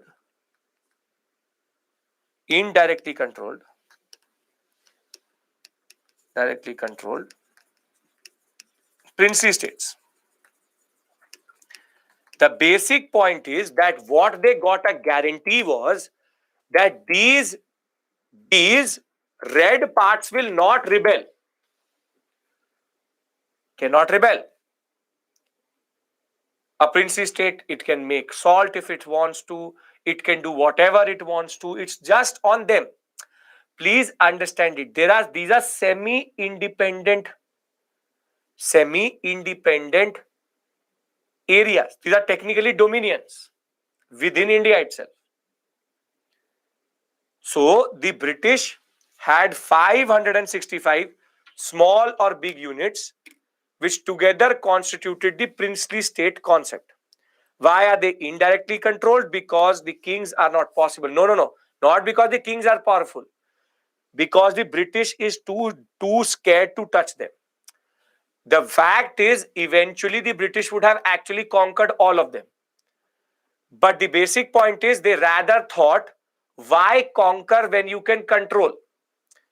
Why conquer when you can control? Isn't this the same thing which Akbar did to the Rajputs? Why fight when you can control? Exactly same thing. Suzerainty has existed across India in different forms. Except for defense, communication and external affairs, everything they manage on their own. They don't care if the king is riding a horse or a lion, if he's burning cash, if he's doing whatever he wants to do. War is a costly affair. It is better to, it's easier. Basic point is, it is easier to hold them than to conquer them. They are not going to pay tax to the British. The people will pay the tax to the princely state owner. The princely states can make their own law until and unless it does not transgress the laws of the British. Are we all clear about the concept of paramountcy? Paramountcy. Yes? So, very simply, what is the status before 1857? They are fully independent. See, before 1857, they are either fully independent or they are under some form of domination. But now the British will formally not annex this territory. So rather, they will create this whole network of power which is based on indirect control. Suzerainty and paramountcy are the same thing. Suzerainty is the larger concept. Paramountcy is an example of suzerainty. So, if you understand dominion status, think of them as dominions. Can we agree to this much? that what India basically is two different parts, which is directly controlled provinces, indirectly controlled princely states. Are we clear about this? Then only I go forward. This is why I kept paramountcy for here, because this discussion makes more sense right now. Because Subarna 565 units made no sense conquering them, it would have led to another 1857 revolt. They just did not want a revolt. They were scared that somehow these princes are going to create the next ruckus. It was about securing the British interest in India. And the crown said that we will rather control them indirectly than actually conquering them, because it made no sense. Are we clear? Now, the irony of the story is the Indian Independence Act only applies to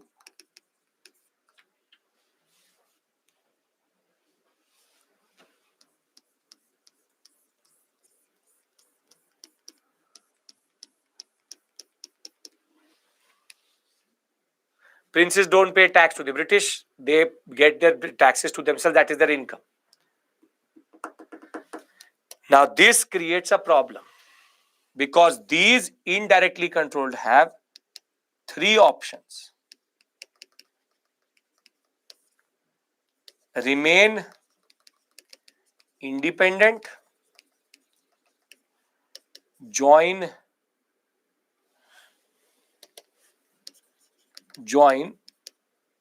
India, or join Pakistan. Now, this is the problem which Patel has. See, please, I'm trying to consolidate this area. We're discussing something.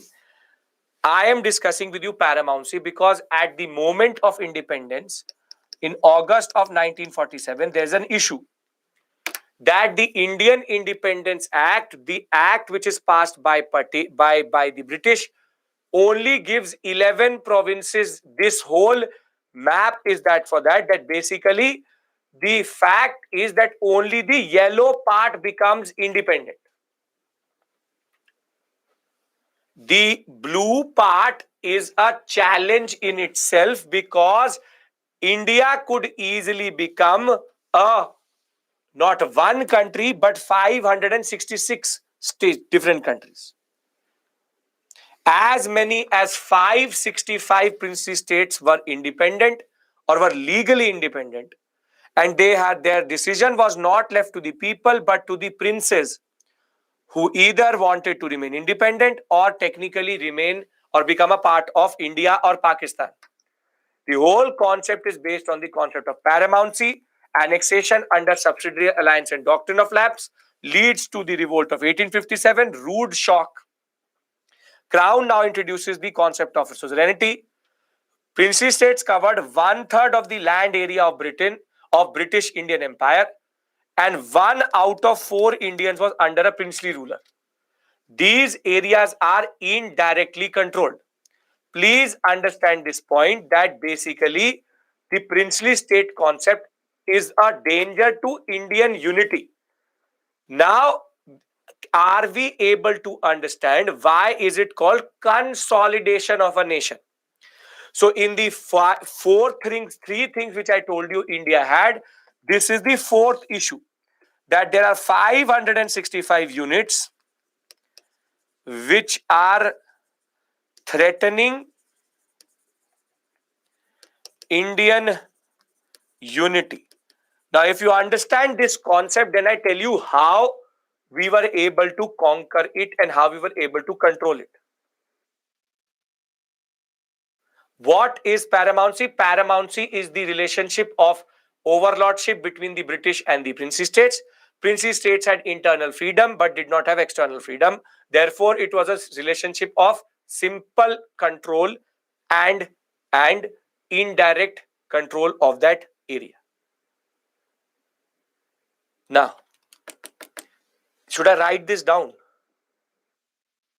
Wait 1 second.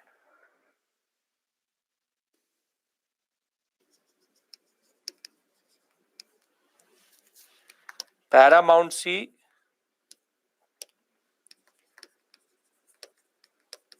is the symbolic relationship between the queen and the princely state, which is based on internal freedom for the princes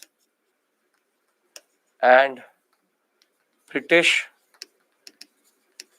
controlling their external affairs, defense, and communication.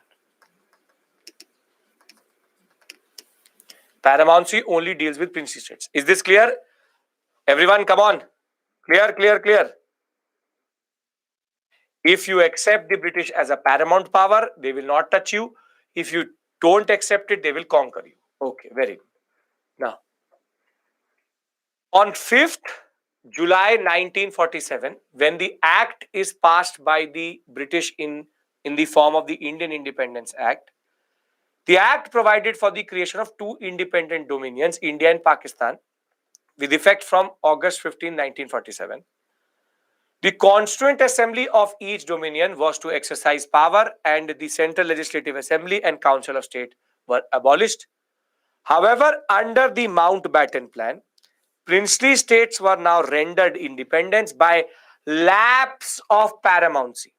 That now, because Queen does not control India, so you are free.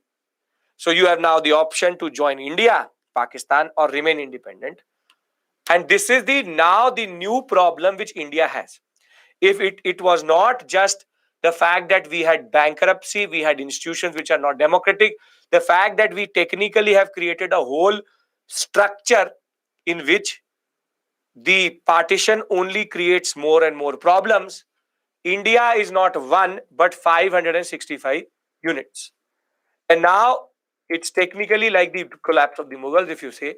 Now it is two personalities.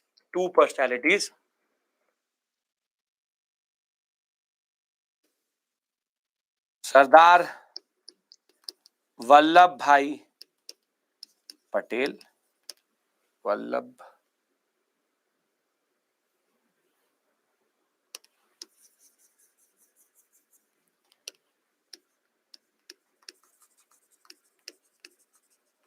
and V.P. Menon, who was the secretary to the States Department. He is the inspiration for every ICS officer. He is the IS who was behind the Deputy Prime Minister and Home Minister, along with the in charge of States Department, which technically now had the task of bringing these 565 together. The task for the Iron Man of India is the fact that he has to bring all these 565 together. Now, can we discuss this whole concept? Then I will read it out of the PPT because very interesting stories are there. Very interesting stories. Yes, okay. Now, there are three considerations which Patel has. First is that the people of these princely states actually wanted to be part of India. These princes don't want to be, but the people wanted to be. Second is that India was already very, very destabilized because of the issue of partition. And Patel, third, was ready to accommodate for any form of flexibility. He was ready for flexibility, but he wanted the 565 states to be together. Now, as soon as these options come through, the first state which actually wanted to become independent is called Travancore. Travancore was the first state which actually said, we want to become independent. And basically, the Travancore king had no control, Thirunal, but rather his Diwan, C.P. Ramaswamy Iyer, Swami.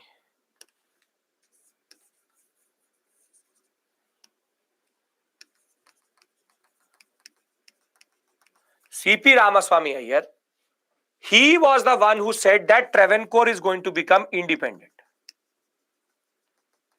Now, as soon as he says that, the people of Travancore actually go after C.P. Ramaswamy Iyer, and he has to technically flee out of Travancore. And therefore, the king, Thirunal, is going to call Patel, and he will say that I am ready to now sign a very important document which is called the Instrument of Accession. It's called the Instrument of Accession. Basically, this is the document which what is called integrates the princely states into India. So, the first state, as soon as we see that this concept comes through, Travancore was the first, then Nizam of Hyderabad, I will tell you, the Nawab of Bhopal, and basically the prospect of democracy in any of these zones was very, very bleak because all these Nawabs and kings were ruling as autocrats, and therefore the people had been fighting for democracy, but now they were threatened with the fact that they were under princely states. But the more interesting out of Travancore is a very simple story that the Maharaja was Chitral Thirunal. You don't have to learn all of this, just have to keep it in the mind. Was Maharaja Chitra Thirunal, and the real ruler was actually his Diwan, C.P. Ramaswamy Iyer. And when C.P. Ramaswamy Iyer is going to say that I want Travancore to be an independent state, he will be attacked and people will go after C.P. Ramaswamy Iyer, and the government will thereafter, the Thirunal is going to call Patel and ask him to say that I want to be part of India. I want to be part of India. But what is the most absurd, and I then give you a very small break of 5 minutes because you need to be fresh for what I am going to discuss with you, is Bhopal. Bhopal, the ruler is Hamidullah Khan, mainly Hindu population. He said, I want to be part of Pakistan. Jinnah had a very standard policy that he said, I will give you anything and everything you want. You just become part of Pakistan. So rather than choosing to be independent or not be part of India, this fool wanted to be part of Pakistan. Now imagine one small Bhopal in between India, which is Pakistan. And as soon as Hamidullah Khan says that I want to be part of Pakistan, again the people will revolt and Patel and Menon will create a lot of pressure. And thereafter, finally, he will again sign the Instrument of Accession. The simple point of the matter is that these rulers had lost their mind. And now that you understand the concept of paramountcy and two very simple examples, what we need to discuss is how did Patel integrate them into India, his basic strategy, and the three case studies, Junagadh, Hyderabad, and Kashmir, with a small detour to Jodhpur, which is extremely important. So can I give you a very small 5-minute break here because it is going to become heavy and I want your concentration. Yes? So it is 6 of how Instrument of Accession. Can we now go into the discussion of how instrument of accession works and how Patel used it? Travancore, as I said, people rebelled. Bhopal, again, people rebelled. Now Patel has a problem. Yes, Shaimil. Now Patel has a problem. The problem is that he can't be too aggressive and he can't be too lenient. The problem is that if he's too lenient, they will ask for anything and everything. And if he's too strict, why would the princely state be part of India? So now VP Menon and Patel have to follow a very difficult task of making these 565 units come together. And though a lot of people don't talk about it, there's also a role of Mountbatten in this story. As much as the British destroyed, Mountbatten played a very important role. Now,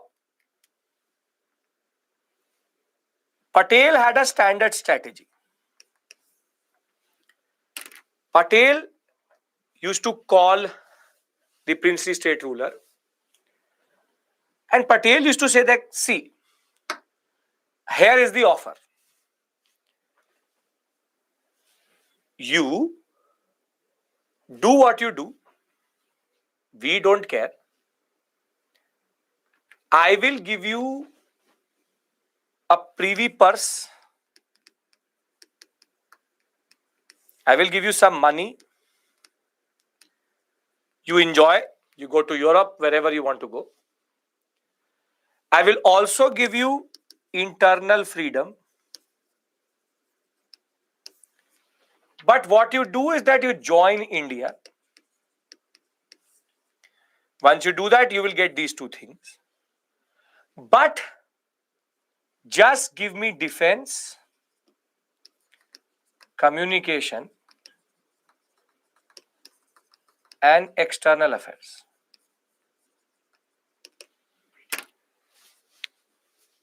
So Patel technically has modified the concept of paramountcy, and he is saying that you join India and I am ready to give you internal freedom. I am ready to give you some money under privy purse in the exchange of defense, communication, and external affairs. It's basically Patel giving them a lollipop, that you know how you were under the British. We are also going to keep you like the British. We will give you internal freedom. You take the money, you buy a horse, you ride the horse, we don't care. But defense, communication, and external affairs, you give it to me. You give it to me. But Patel then gave one small line to the princely state. He said that this offer is only till 15th August 1947. Is only till 15th August 1947. Between 15th July and August, you have this option. And if you don't accept it on 15th August 1947, then I am not going to give you this offer again. But what is more important is Patel said, by the way, the CID and the Intelligence Bureau tells me that the people of your princely state are not very happy. So if Khuda na khasta, if by some reason you don't accept this offer and the people come to kill you, then don't come to me. So what Patel is doing is, he's giving a threat and a concession. He very simply says that the intelligence bureau is saying that people will rise against you if you don't become a part of India. If you become a part of India right now, then I give you all of this. If you don't become a part of India, then you don't get this.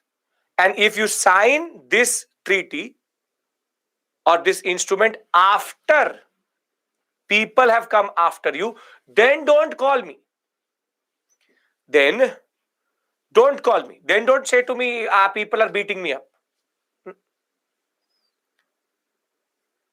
So Patel had a very standard strategy. Jinha, on the other hand, was ready to technically marry his daughter to a princely state owner, but he should just technically just come and become part of Pakistan.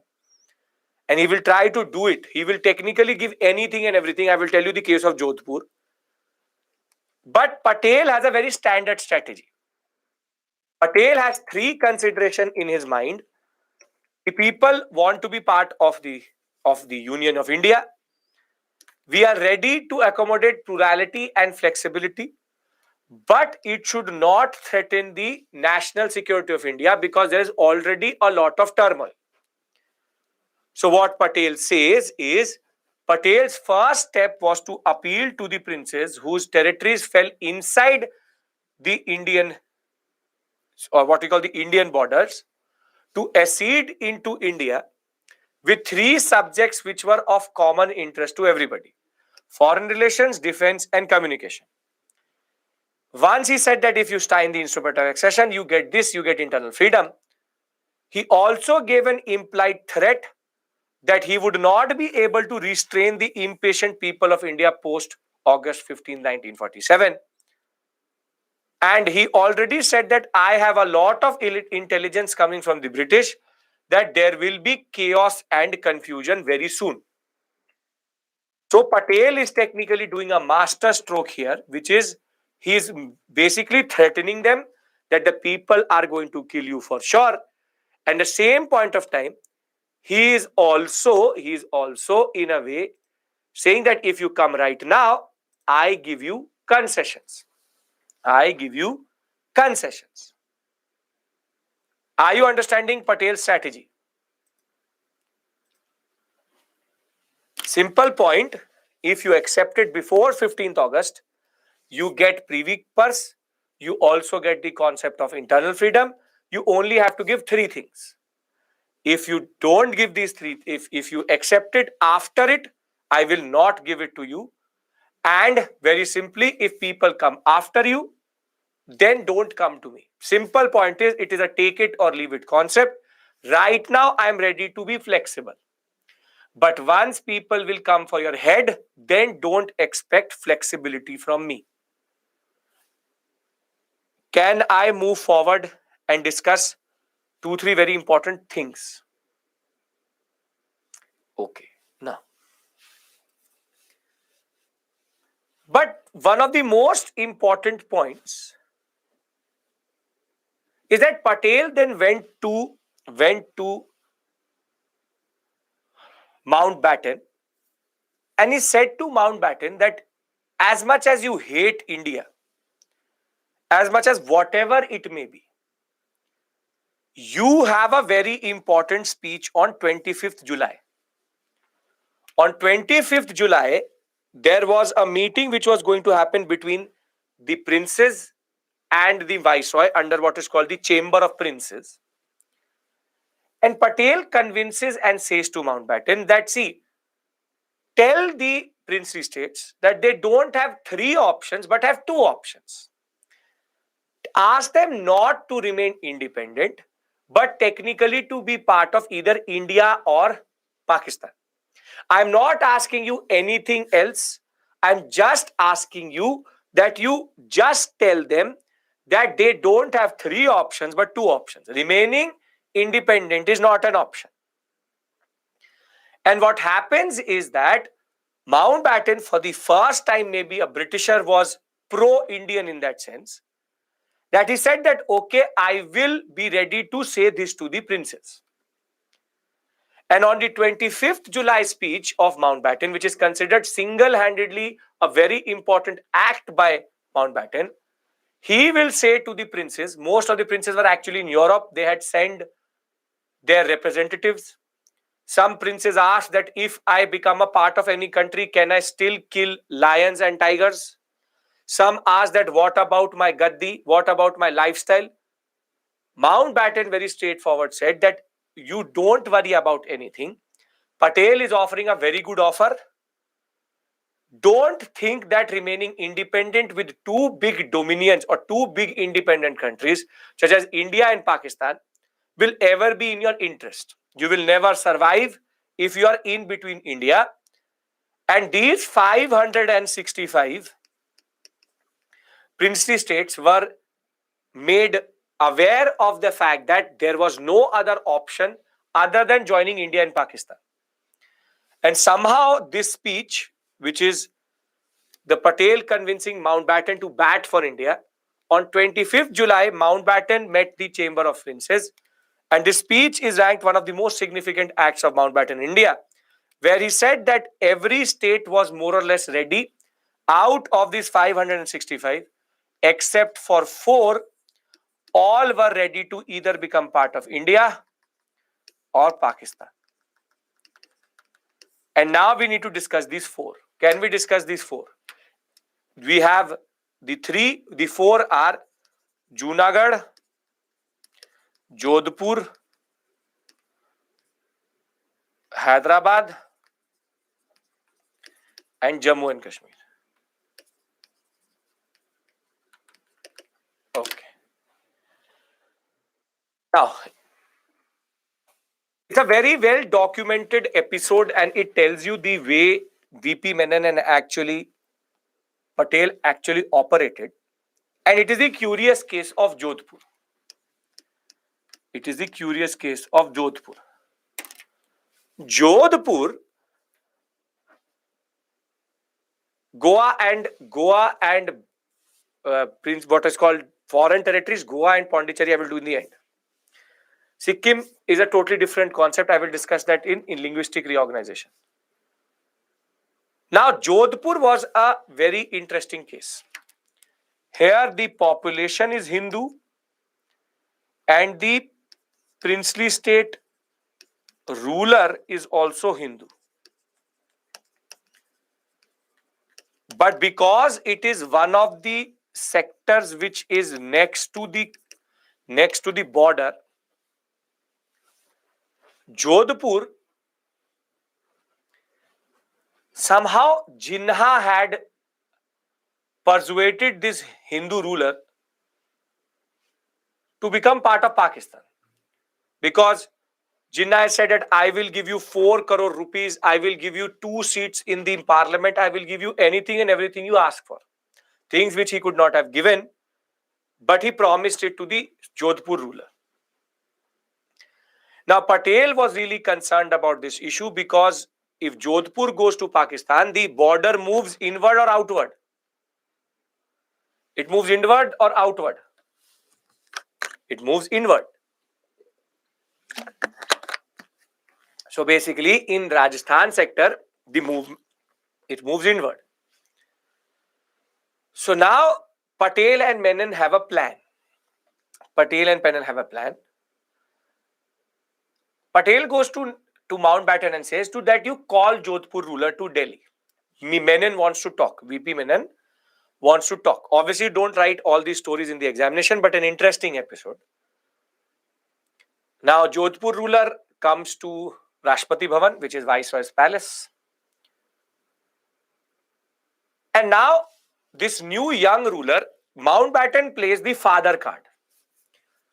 That I knew your father, keeping his hand on the shoulder of the prince. And he said, I knew your father. And this is not today Jodhpur, very big sector. I knew your father. And if he had known what you are doing today, he would be really disappointed in you. So the first thing which they play is basically the father card. That your father would be disappointed that being a Hindu and being an Indian patriot, he would like you to technically be part of India. So it's emotional drama. Now, Jodhpur district, yes. Now, Mountbatten says that I will have breakfast. You go and meet VP Menon. He's sitting in the conference room. He would like to speak to you about accession into India. So, Menon sits there.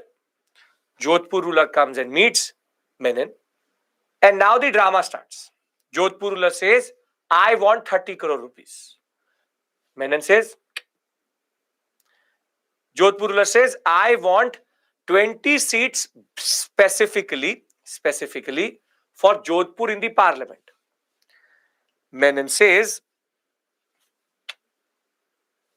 no. He says, I want this. No. I want that. No. Now the Jodhpur ruler starts to get irritated. And in the fit of irritation, he takes out his royal gun and now points it towards Menon. And he says, when you had not to agree anything to what you have said, then why have you called me to Delhi? Now there is commotion that the Jodhpur ruler has taken out a gun in front of VP Menon. And now Mountbatten rushes to the conference room and he says to the Jodhpur ruler to calm down. And he says to the Jodhpur ruler, have you lost your mind? What are you doing? You are trying to shoot an IS officer, that to an Indian IS officer. Now Menon says two things to Jodhpur ruler. He says, you have two options. First, you accede to India. And if not, you have threatened an Indian IS officer inside the Viceregal's palace. And this is an offense according to the Indian Penal Code.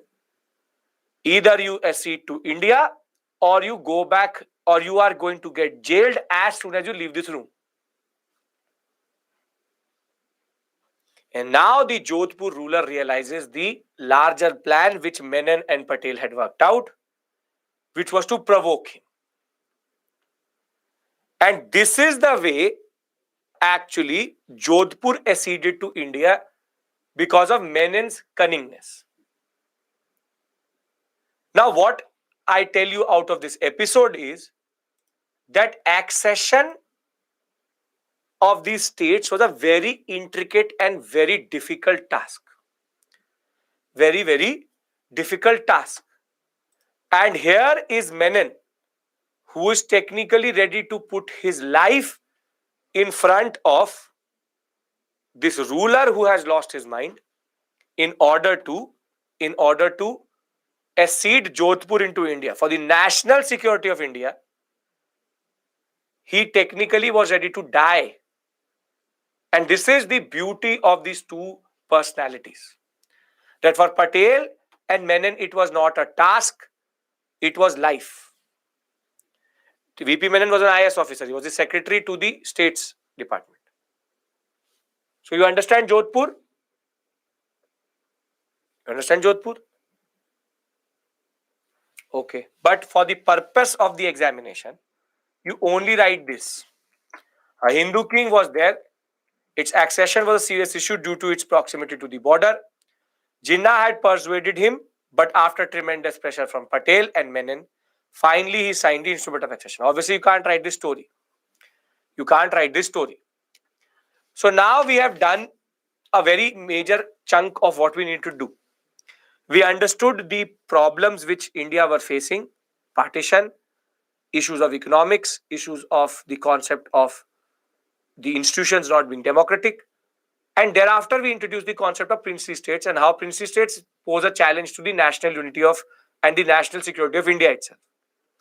Now, the process of how how basically Patel was able to find a midway by offering them something and also convincing Mountbatten. As of more or less August of 1947, 562 had been solved. Now it was about the three, which is Junagadh, Hyderabad, and Kashmir. Can I discuss Junagadh? Most probably we'll discuss Junagadh and Hyderabad. Kashmir we do tomorrow. Kashmir, Puducherry, and Goa we do tomorrow. Okay, so Junagadh. Now, when we talk about Junagadh, Junagadh is a major security threat to India. I'll show you. This is basically Junagadh. Now, Junagadh king basically wanted to be part of Pakistan or remain independent, but he did not want to be part of India.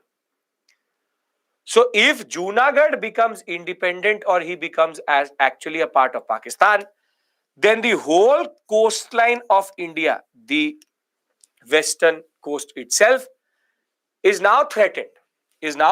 Because India cannot have any trade with Junagadh being a country which is oversighting or looking towards each and every important port of India.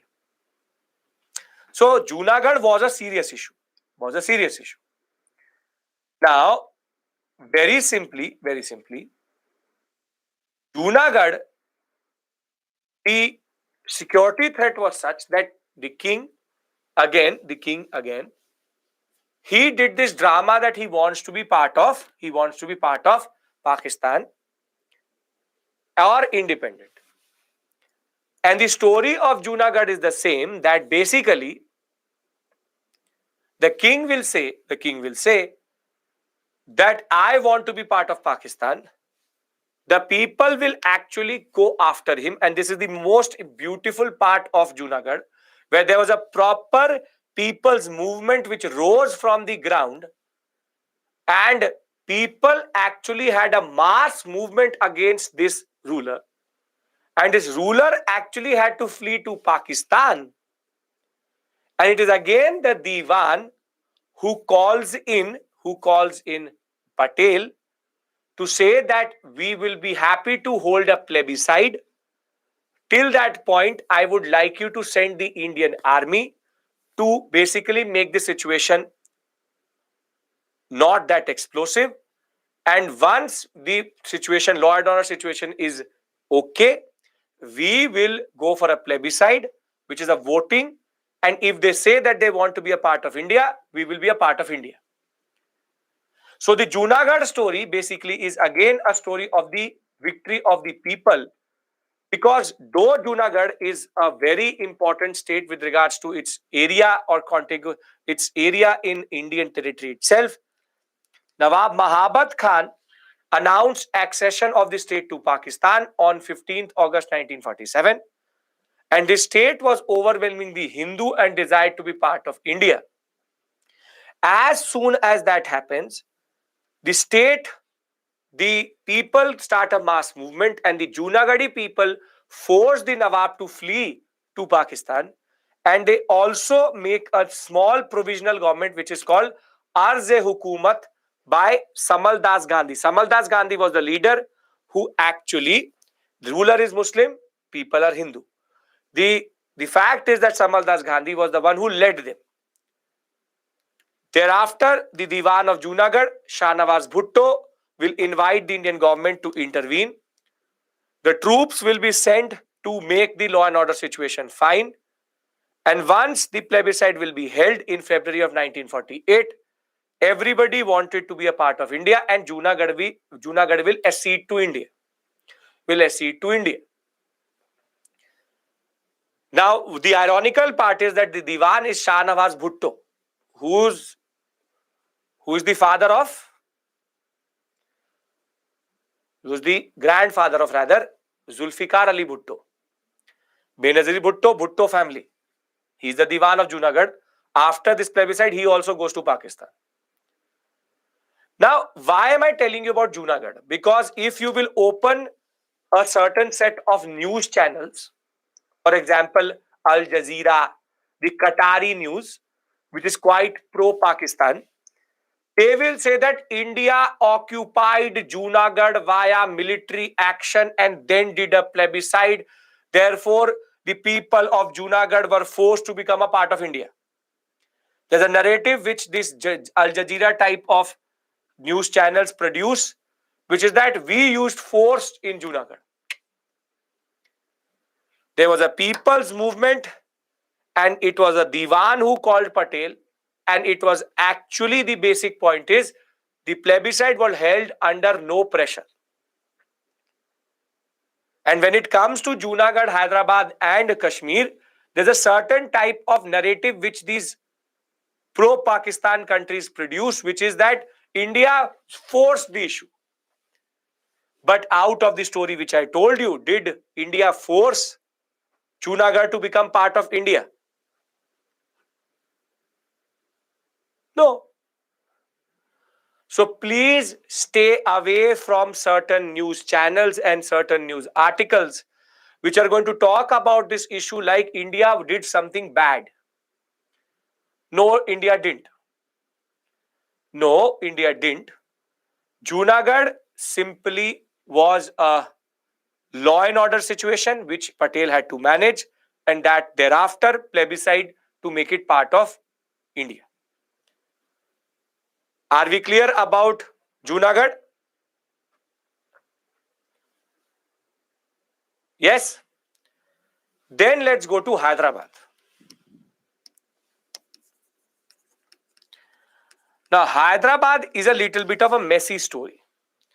Hyderabad is a little bit of a messy story because Hyderabad, the same thing happens, which is that the king of or the Nizam of Hyderabad basically was a little bit smarter than Mahabad Khan,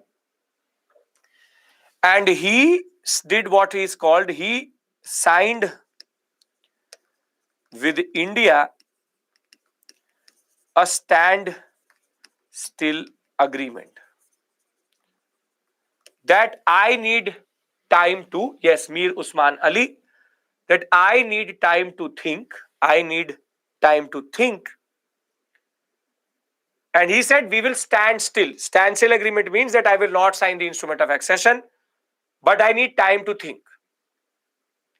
And there was a proper channel through which Mir Usman Ali, he was basically contacting Jinnah, and he was contemplating independence. And he had his own concept of the concept of a small party which used to justify his rule. He said that I'm not here as a ruler, but I'm elected by a political party. The fact was that it was all a puppet or a drama. Now, Hyderabad, again, there will be multiple instances which Mir Osman Ali showed that he had no inclination to be part of India. Hyderabad, you want to see on map? Hyderabad is this. Very important part. Hyderabad is this. Very big part of South India. So standstill agreement was basically a drama which he did that I want to take time. Stand still. That we will not either proceed with the instrument of accession. We will not remove the instrument of accession of the table. I want to technically discuss. It's a pause button. So Mir Usman Ali and the party Majlis-e-Ittihad-e-Muslimin, the whole concept was that he was just buying time to become either part of Pakistan or get independent. Now, again in Hyderabad, there will be a proper people's movement which is going to rise, in which the Congress wing of Hyderabad, even the Communist Party are now going to come on the streets. The people knew that the Nizam was extremely tyrannical, very, very bad. The people were actually more or less both a mix of Hindus and Muslims. The fact was that the peasantry was Muslim, but they had seen the wrath of the Nizam. The Nizam, Mir Usman Ali, was not a very popular personality. Everybody was waiting for independence, that somehow India could get independence and they could become a part of the people, or become the part of the people of India. But the problem with Hyderabad is that as soon as the people came to the streets, women, peasant, or came to the streets, Mir Osman Ali, rather than actually complying to the will of the people, introduced or used his Razakars. Razakars is his own army, and the Razakars will now rain down terror on the people. Rain down terror on the people, which is that basically they will now start to kill, slaughter, rape, loot the people of this movement. And as soon as Patel gets to know that Hyderabad, by signing the standstill agreement, is basically now killing its own people because they want to be part of India, Patel will lose it and he will ask the Indian army to enter into Hyderabad, which is called Operation Polo. And he said that I don't care what the world will think, but I can't let the people of Princely State die because they said that they wanted to be a part of India. And the Indian army is going to technically defeat the Razakars. Most of them will be shot, and the Nizam is going to be arrested for his genocidal violence which he did on the people. And as soon as he will be arrested, he will sign the instrument of accession in jail, because Patel said that he does not deserve to be part of even a formal agreement. So Patel did not send the army because he wanted to kill Mir Usman Ali. He sent the army to protect the people of India who wanted to be part of India. Again, certain media channels will say India used force. But did India actually use force? Did India actually want to pressurize the Hyderabad king? No. It is police action, it is army action. But if it is about protecting the people, then everything is justified. We don't care what Al Jazeera says. We don't care what Pakistan says. Very simply, Hyderabad was that one moment when Patel was not ready for the people of a state to die because their only demand was to be part of India. So the basic point of the matter is, Hyderabad, the largest princely state, was surrounded entirely by Indian territory. And that is the basic point. A lot of misinformation is there about Hyderabad, that basically Hyderabad was forcefully taken. No. Hyderabad, the largest princely state, even had parts of Maharashtra, Karnataka, Andhra Pradesh. The Nizam was an unjust tyrannical ruler with Majlis-e-Ittihad-e-Muslimin, the MIM, as a form of a political party which tried to safeguard the interest of Muslims in India, but it was all a drama. It was just a drama to legitimize his rule. MIM advocated to set up a Muslim dominion rather than integration with India. Mir Osman Ali wanted an independent status for Hyderabad. He entered into what is called the standstill agreement with India in November of 1947 for a year while negotiations were happening with Indian government. Meanwhile, a movement of the people of Hyderabad started against the Nizam's rule, and it started to gather force. Thereafter, the peasantry in Telangana region, I'll tell you what to do with this information. The peasantry in Telangana region in particular was the victim of Nizam's oppressive rule and rose against him. Women who had seen the worst of the oppression joined the movement in large numbers, and Hyderabad now became the nerve center of this movement. The communists and the Hyderabad Congress were on the forefront of this movement. However, the Nizam responded by unleashing his paramilitary force called the Razakars. Atrocities of communal nature had no bounds. Razakars literally shot the people who were protesting. They murdered, maimed, raped, looted, targeted even the non-Muslim population. The central government then had to order army to tackle this solution. And in September of 1948, Indian army moved in to control the Nizam's forces. And after of days of intermittent fighting, the Nizam surrendered. And this led to Hyderabad's assertion or accession into India. We'll not discuss Kashmir today, but if you want, I'll give you a feel of Kashmir. The basic point of the matter is, what do you do with this information? No, Abhinav, no connection. No connection. What you need to understand is that they can ask you two types of questions. First type of question will be, what were the strategies of integration of princely states into India? Can you answer that question?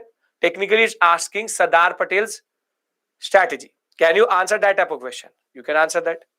They can ask you a question, what were the challenges of what were the challenges which India faced as soon as it got independence? We can answer that also.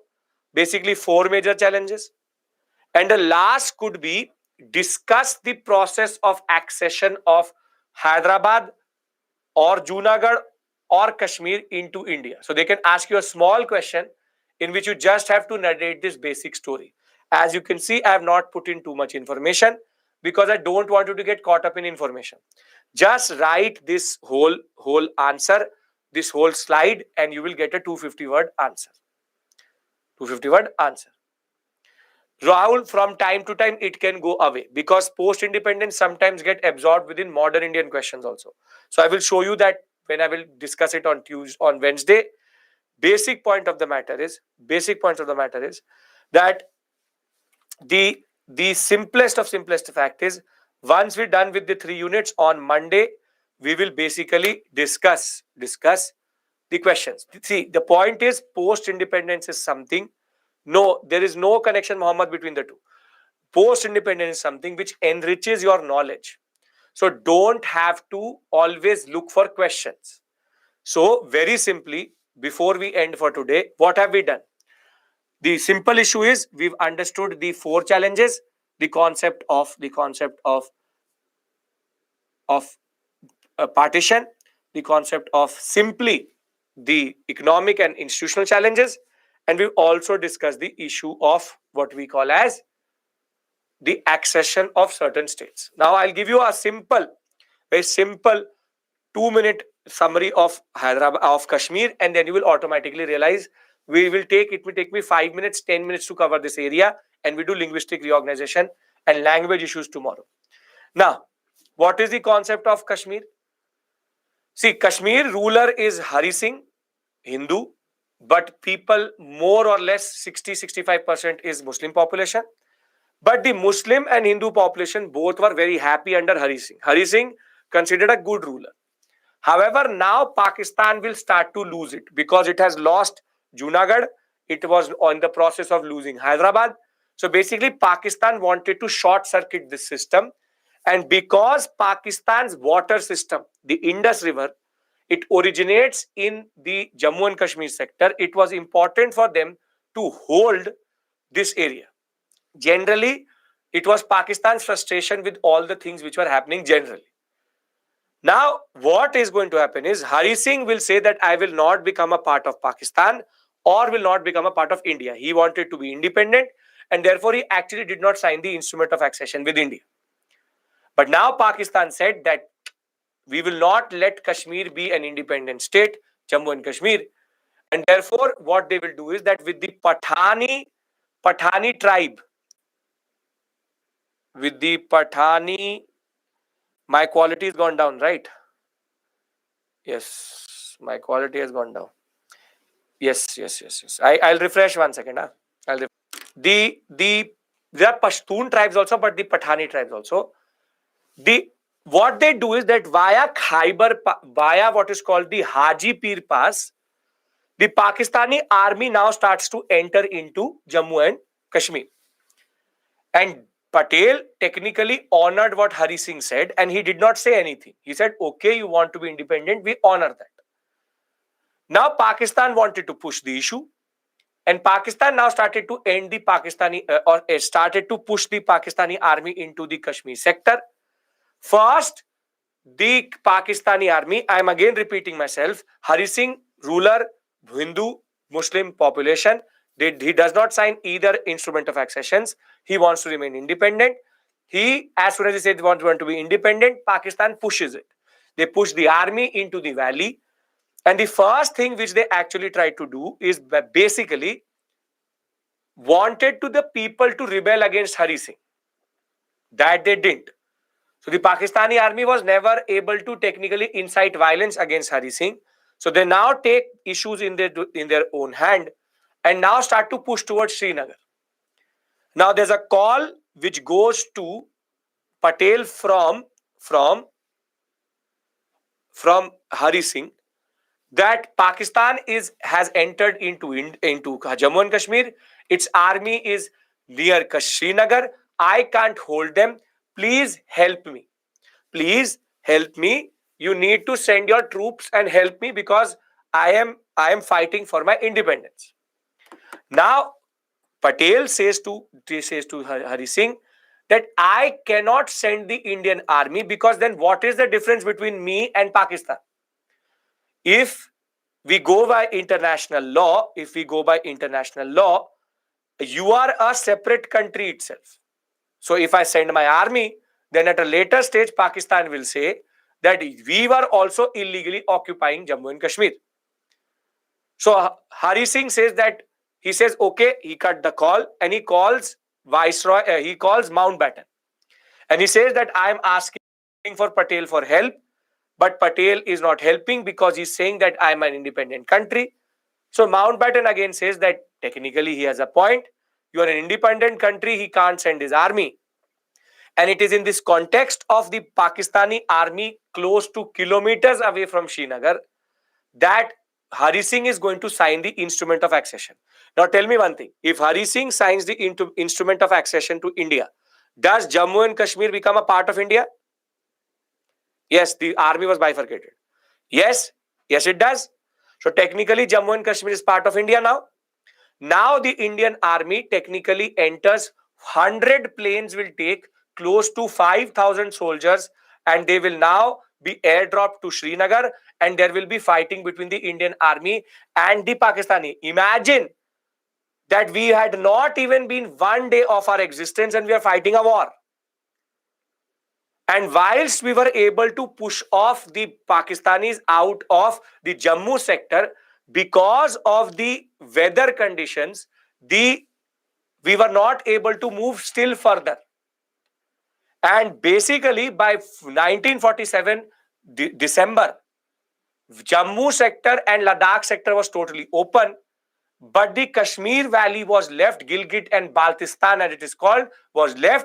And now there is a moment that no army can go forward or backward. So therefore there is a ceasefire.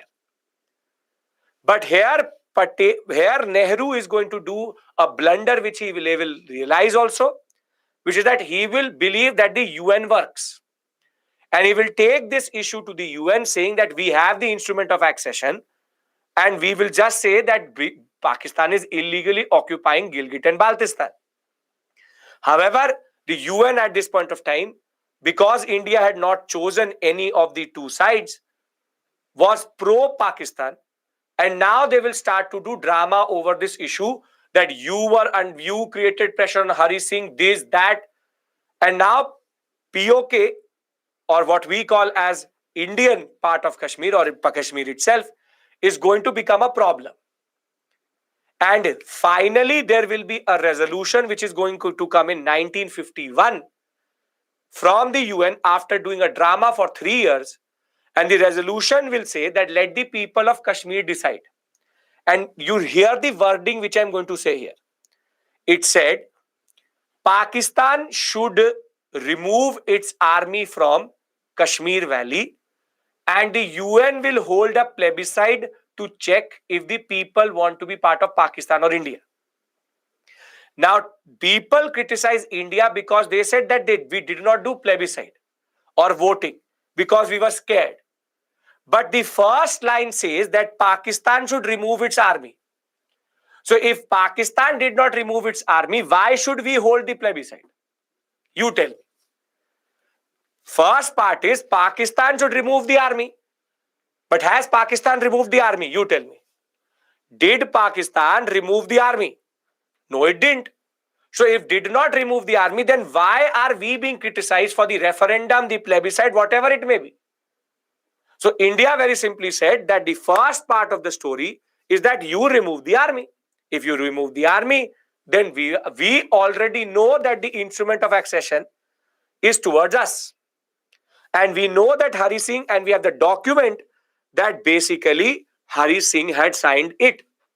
Now Pakistan can do any drama around it, but Kashmir has been, will be, and is an undivided part of India and is part of India.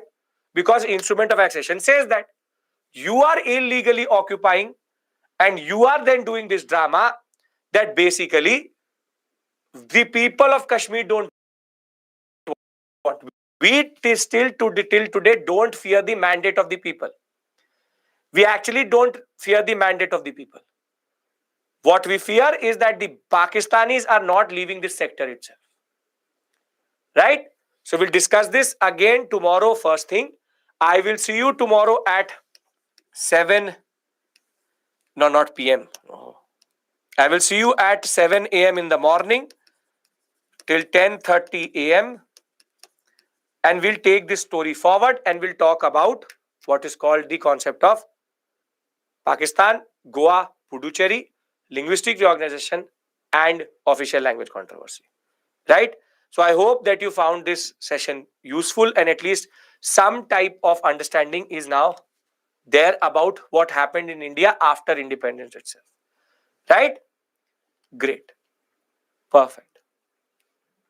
Many questions answered which were in your mind since childhood. Jay, I hope all questions are answered. Thank you so much for your patience. I will see you tomorrow, 7 a.m. extra class because of the